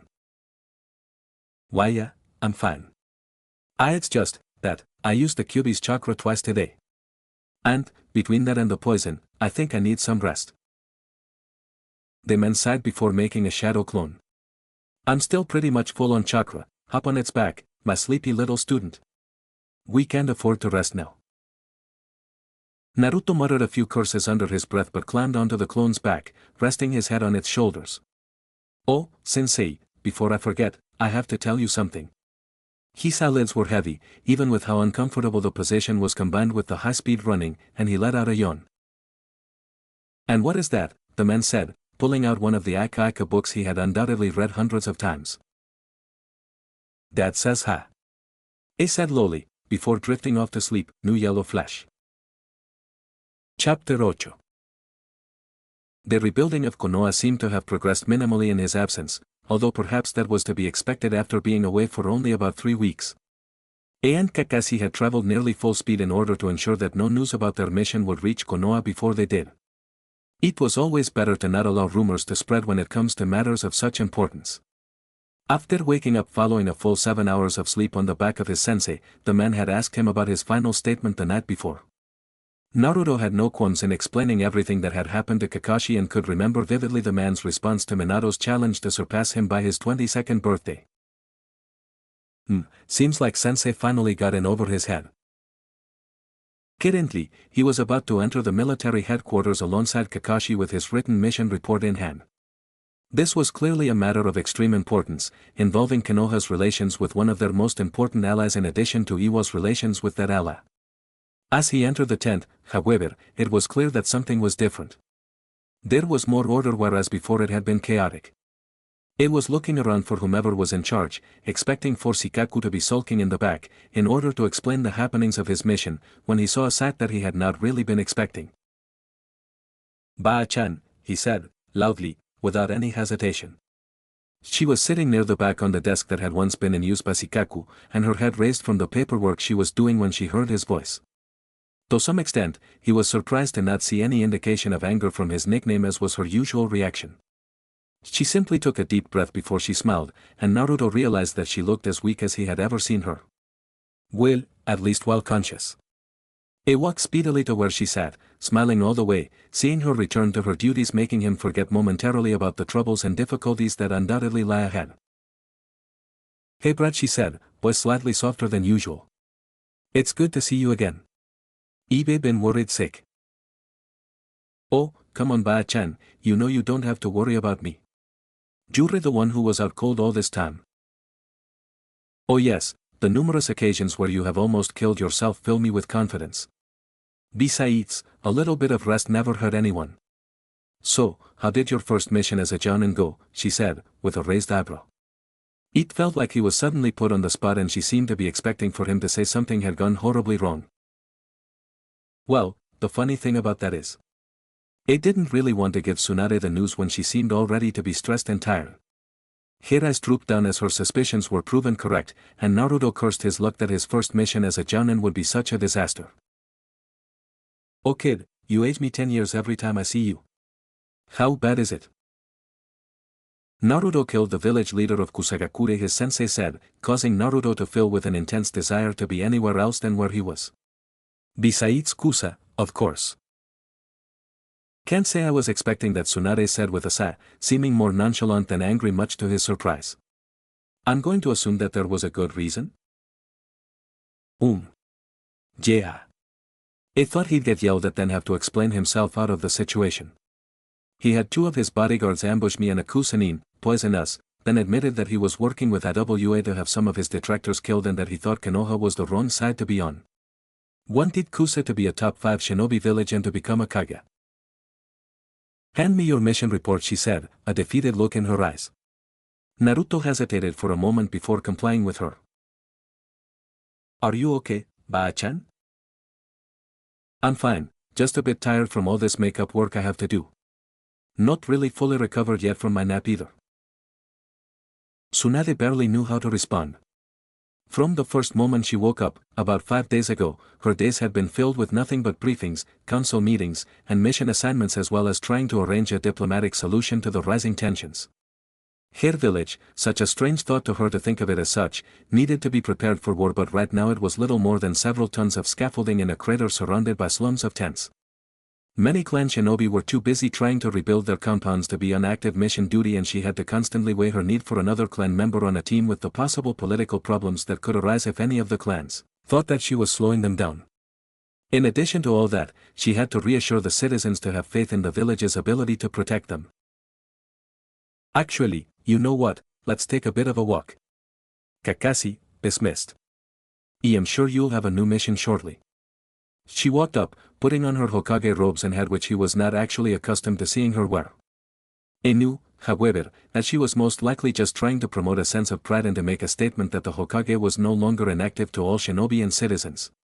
One day, when he became Hokage, he was going to wear them all the time just as he did. No way he was going to work that hard to get the robes and not have them on. They left the tent, side by side, and she took a breath of fresh air. I really needed an excuse for a short break, thanks for that, Kid. There is something I need to talk to you about, consider it political training, alright? Sure thing, Baa-chan. What's on your mind? He finally succeeded in getting an angry eyebrow from the woman for his nickname and smiled, though she seemed to do nothing else in response. Look, I need to be honest with you, Naruto. She used his name, that was probably not good. In the last war, there was not a single village participating that did not suffer greatly. At that time, Konoha stood up and fought against Kumo, Iwa, and to some extent Kiri. We were able to hold our own, but it was at incredible costs. Not only did some clans lose over half of their members, the village's alliances were weakened after the prior loss of Usushogakure. We were stretched thin on every front, relying on sheer shinobi willpower to survive, but that can only go so far.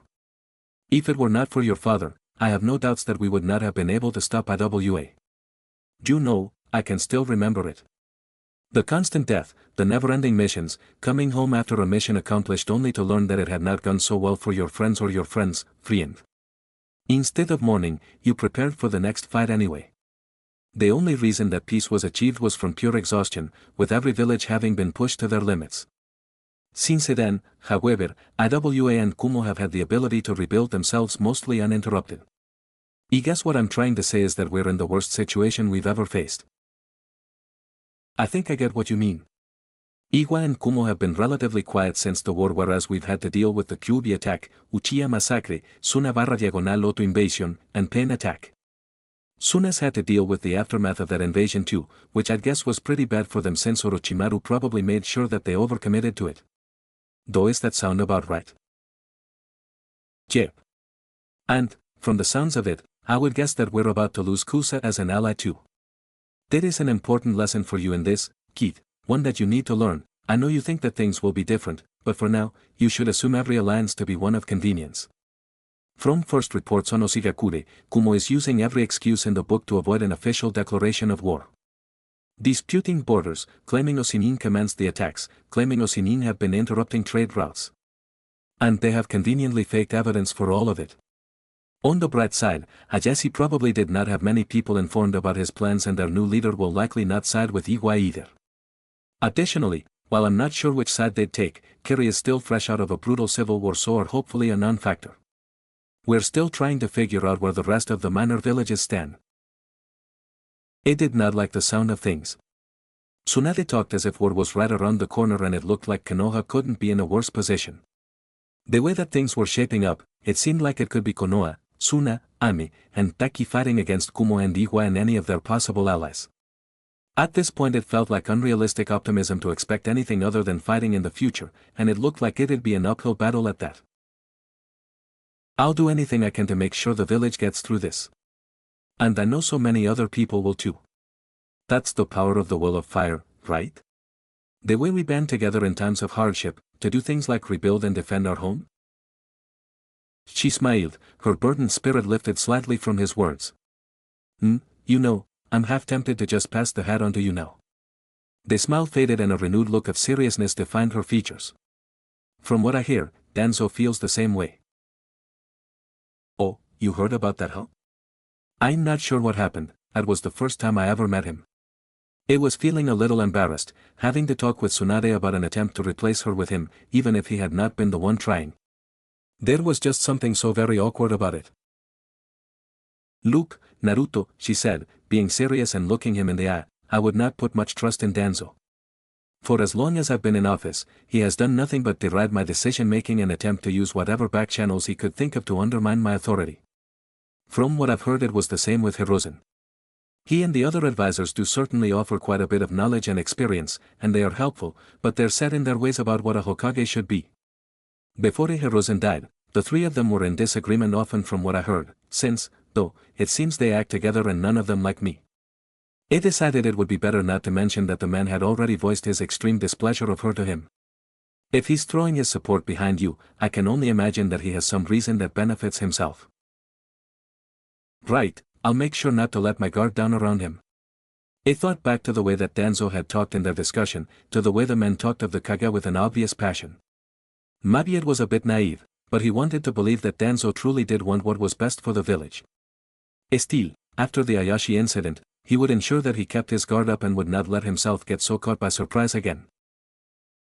That's all I ask. I know this message will be lost on you, but be careful, brat. I'll try. He did not really think that being too careful was a possibility in his future, but it didn't hurt to ease the old woman's worries. Caution was never really his style. She did nothing but nod. By the way, I've been thinking about my training. Do you know pretty much every ninja in the village? Do you know anyone who could help my elemental training? He knew that there had to be a reason the Raisin Shuriken injured him and was not perfectly complete, but asking anyone like Kakashi about it was pointless. Kakashi, though he knew wind jutsu, was far from an expert on that particular element. He also did not want Tsunade to know he'd be working on it, since she seemed to believe it was an issue without a solution. Wind users are exceedingly rare here in Konoha, as I'm sure you know.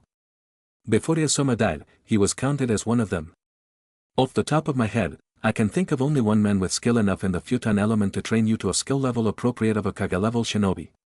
And here I thought we had just finished talking about him, she said with a slight chuckle. Does that mean? Yes, Danzo Chimura is probably the most capable Futon user in the village. And, though I'll loathe to admit it, he was once quite the skilled shinobi. Of course, what else should be expected from a student of the Night-In? I have no doubt that he will take a special pleasure in training you, and he will probably try to convert you more closely to his way of thinking. I do not trust him, have not ever trusted him, will never trust him, but if you are trying to learn your element, then he's the best available. The mysteries of Danzo continued to increase. The man who was an advisor to both the third and fifth Hokage, probably even the fourth, and who had invited him to a council meeting despite the two of them having never met, was according to Tsunade his best possible trainer. A man who seemed to despise Tsunade and whom the woman had just finished warning him about. He also would not forget that the man's actions at the council meeting had managed to catch seemingly everyone off guard, including himself. The man was a veteran politician, veteran shinobi, and from what Danzo himself had told him, a self-proclaimed Kage specialist. Maybe, though, he could use the elemental training as a way of unraveling the story behind the figure. I have been thinking about something ever since I was briefed on the escalating situation, and I've made up my mind, she said suddenly, causing him to look over at her with a questioning look. I'm going to call for a Kage summit between all the Kage. Has that ever been done before? Yes, once, during the Shodame's term. It was when they distributed the tailed beasts actually. I assure you that what we have documented of that meeting indicates that it did not go all that smoothly. Normally the hard part would be trying to get all the Kage to attend, but we're at an advantage this time. Obviously we've got 2 villages guaranteed in Konoha and Suna, and I strongly believe that the Raikage and Tsuchikage will agree under the pretenses of seeking a diplomatic solution. The Mizukage will probably be intrigued enough to agree as well. All I need is a willing host. You think it will actually accomplish anything? It is unlikely. In fact, it will probably be the very last step before an official declaration of war. All the reports I'm getting make it seem fairly obvious that they are committed, and I'm sure, based off of what you told me of Kusagakure, that I will be even more convinced shortly. Still, it's our best shot and will at least let us see how the Mizukage is reacting to this fiasco. Additionally, I'll be taking an added risk that, well, to be honest, might be a bit silly, but I think it will prove worthwhile. And what's that? He asked, confused by the sudden smirk on her face. You'll be one of my bodyguards. That confused him. If a large part of the reason that Iwa and Kumo were acting this way was due to his learning the Hiraishin and likely assuming he was the son of the Jondaime, as Danzo and Shikaku seemed to suppose, then it seemed like a bad idea for him to be in the same room as them. The Raikage and Tsuchikage are very different people, Naruto. The Raikage is an aggressive man yet surprisingly cunning and well known for his incredible strength.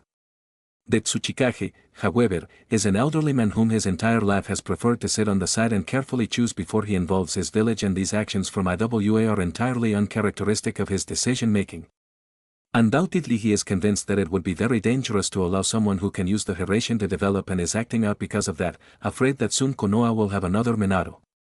After all, as the leader of Iwa I have no doubt he must have hated your father. I need to see their reactions to your presence so I can gauge their likely attitudes should it come to war. It is possible that it may just escalate things, but it is hard to believe at this point that it would not happen anyway. We must be willing to take risks. In a war of shinobi any and all information can prove useful. There is also the fact that bringing along a shinobi officially listed in Iwa's bingo book to the summit will send a strong message to the minor villages that we are not afraid and should help to ensure our allies are cooperative. Anyway, we do not know if it will happen yet, but consider yourself off mission duty until I know for sure. They did not say another word, standing side by side looking at numerous civilians, and Shinobi continued working to bring the village back to its former glory for a few moments before she dismissed him with a rub of the head. He stood there for a while longer, thinking over the events of the day and of the training he would need to ensure he committed himself to shortly. In the coming days he understood that there would be a lot to do and that a lot of people would be relying on him, and he determined to do everything within his power to make sure he would not let them down. Still pondering the events of the day and of the future, he began walking around the city, looking to see its level of rebuilding. "Boss, you're back." His wanderings were interrupted shortly later by the energetic voice of his only student, Konohamaru. Naruto smiled at this. It really had been a bit too long since he had any interaction with the genin. "Yeah, went out on my first mission as a jonin," he said with a grin, causing Konohamaru to become starry-eyed. "You got promoted?" Well, maybe you've got a head start on me, but I won't be a genin for long, you know. I'm definitely becoming a chunin, sooner rather than later." You think so?" It was always fun goading the kid onward. "Oh yeah, I know it. I took out one of the pains myself." How many of these regular chunin could do that? Naruto gave it a thought, while he was sure there was some element of surprise involved, and Nagato was not really very careful with the paths since he assumed they would be able to always be restored. It was quite an impressive feat, and chances were that most of the chunin may have struggled since they were unlikely to have a jutsu like the Rasengan to use. Well, there's Sakura, Kiba, and Lee. I'm sure any of them could have. Yeah. Well, why didn't they then? Besides, you know they're way above an average chunin. I know. You would bet not many chunin could have done what you did. Plus, there's been talk that there is going to be a lot of fighting soon. I'm going to do my best to make sure I get noticed so I can get a field promotion instead of doing those stupid exams. Like you, boss. It seemed that word of rising tensions, to put it lightly, with Kyumo and IWA had probably been leaked to the general populace by someone now. With a village being rebuilt and the Hokage having been absent, that was probably not a very good thing. Despite the attack, there was a certain liveliness in the village as people began rebuilding their homes, and it would be a bad thing to have it interrupted. Don't sound so eager, Konohamaru. There could be tough times ahead for all of us, you know. Where there is fighting there will be death, and I need you to be there to replace me after all. He tried to sound nonchalant about it, but, in reality, he did worry quite a bit about the young genin. Konohamaru was always so enthusiastic that you could count on him to want to charge headfirst into a fight no matter how lopsided it was against him. Very much like himself, now that he thought about it. He shouldn't really judge Konohamaru since neither of them liked playing the odds.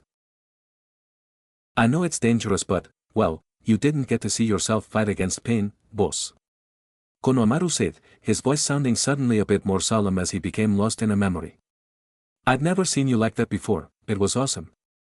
You were moving faster than anyone I've ever seen, appearing and disappearing before I could even tell where you were. You were hitting them with everything you had, your punches felt like they were echoing through the rubble, and every time you managed to connect another Rasengan the people around me started to feel hope again. Hope that it was not the end. He couldn't even say anything when you fought the final pain and used the shadow clones and the Hiraishin to hit him faster than he could push back. You were so focused, boss, like the rest of us were not even there. People are still talking about it all the time. They say that it'll be in the history books.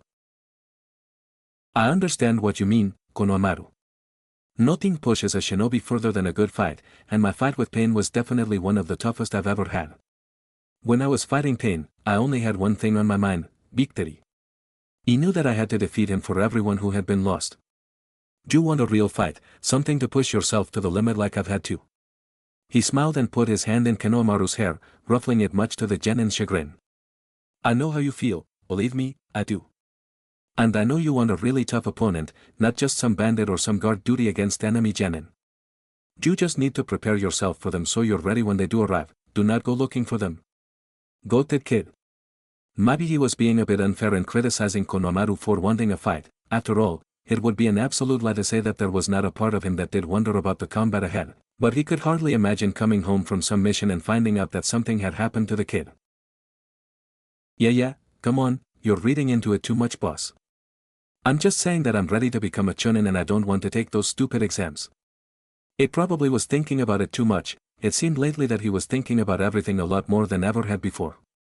It was hard not to feel a little bit burdened by the fact that the elemental nations were on the brink of war so shortly after he had promised Nagato he would find peace.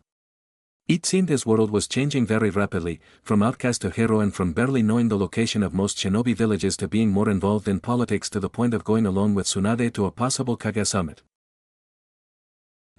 Yeah, guess you're right. Maybe how fast everything is moving is starting to get to me. Whatever. Anyway, you look like you have some free time. Need any help with your training? Yeah. You gonna teach me Hiraishin, the genin said with a smile that Naruto could not distinguish between being either hopeful or mischievous. In your dreams maybe.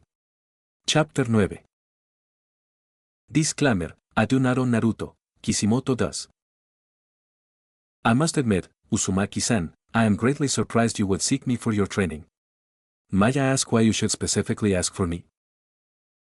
Tsunade-ba-chan said you were the best wind user for teaching me. You can call me Naruto, by the way. Ah yes, my apologies. When you've been in my position for so long it becomes almost impossible to drop the formalities, Uzumaki-san. Naruto had Tsunade arranged to have Danzo deliver a message asking for the man to assist in his training at the training ground early in the morning today, and the man had almost immediately returned with a reply in the positive.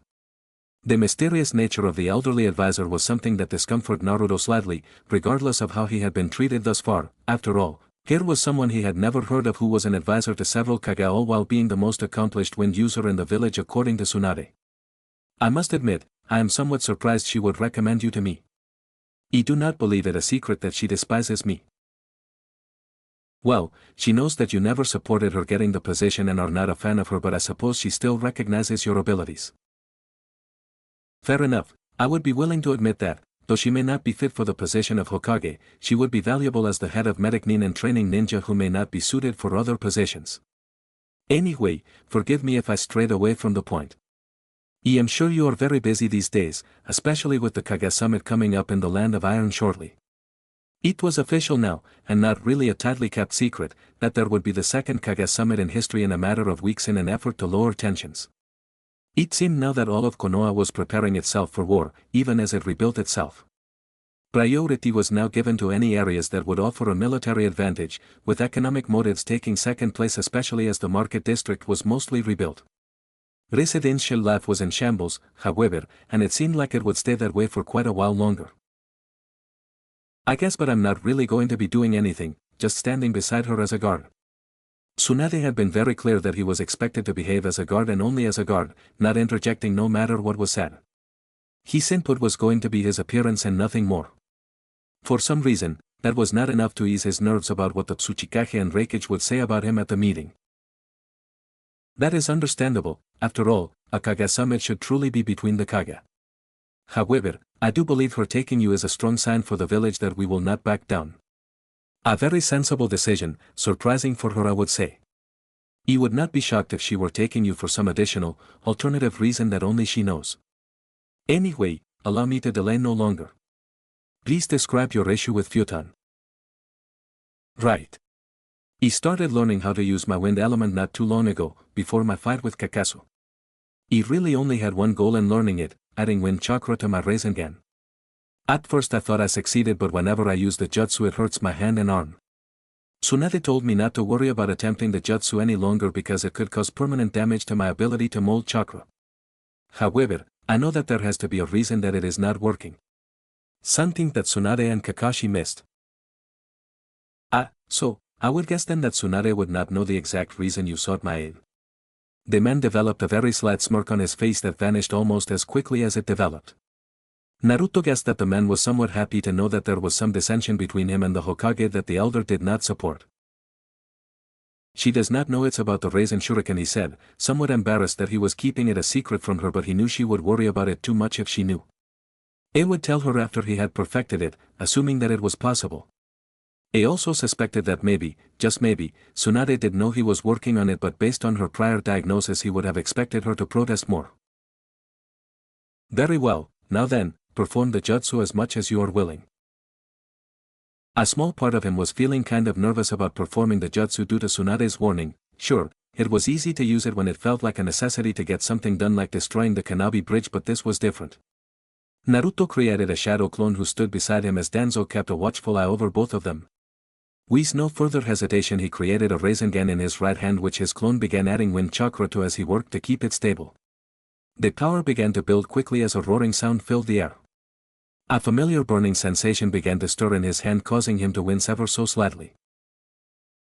I believe I have seen enough, the man said, causing Naruto to allow the jutsu to dissipate and for his clone to dispel. You see, there is actually a very simple explanation as to why performing this jutsu would currently be harmful for you. I must admit, I am surprised that neither Kakashi nor Tsunade realized it. Perhaps the unusual nature of shadow clones or their unfamiliarity with wind chakra misguided them. Tell me, what would happen if one of your clones were to use a jutsu against you, or if you were to substitute in front of one of your own jutsu? Would you be physically harmed by the attack?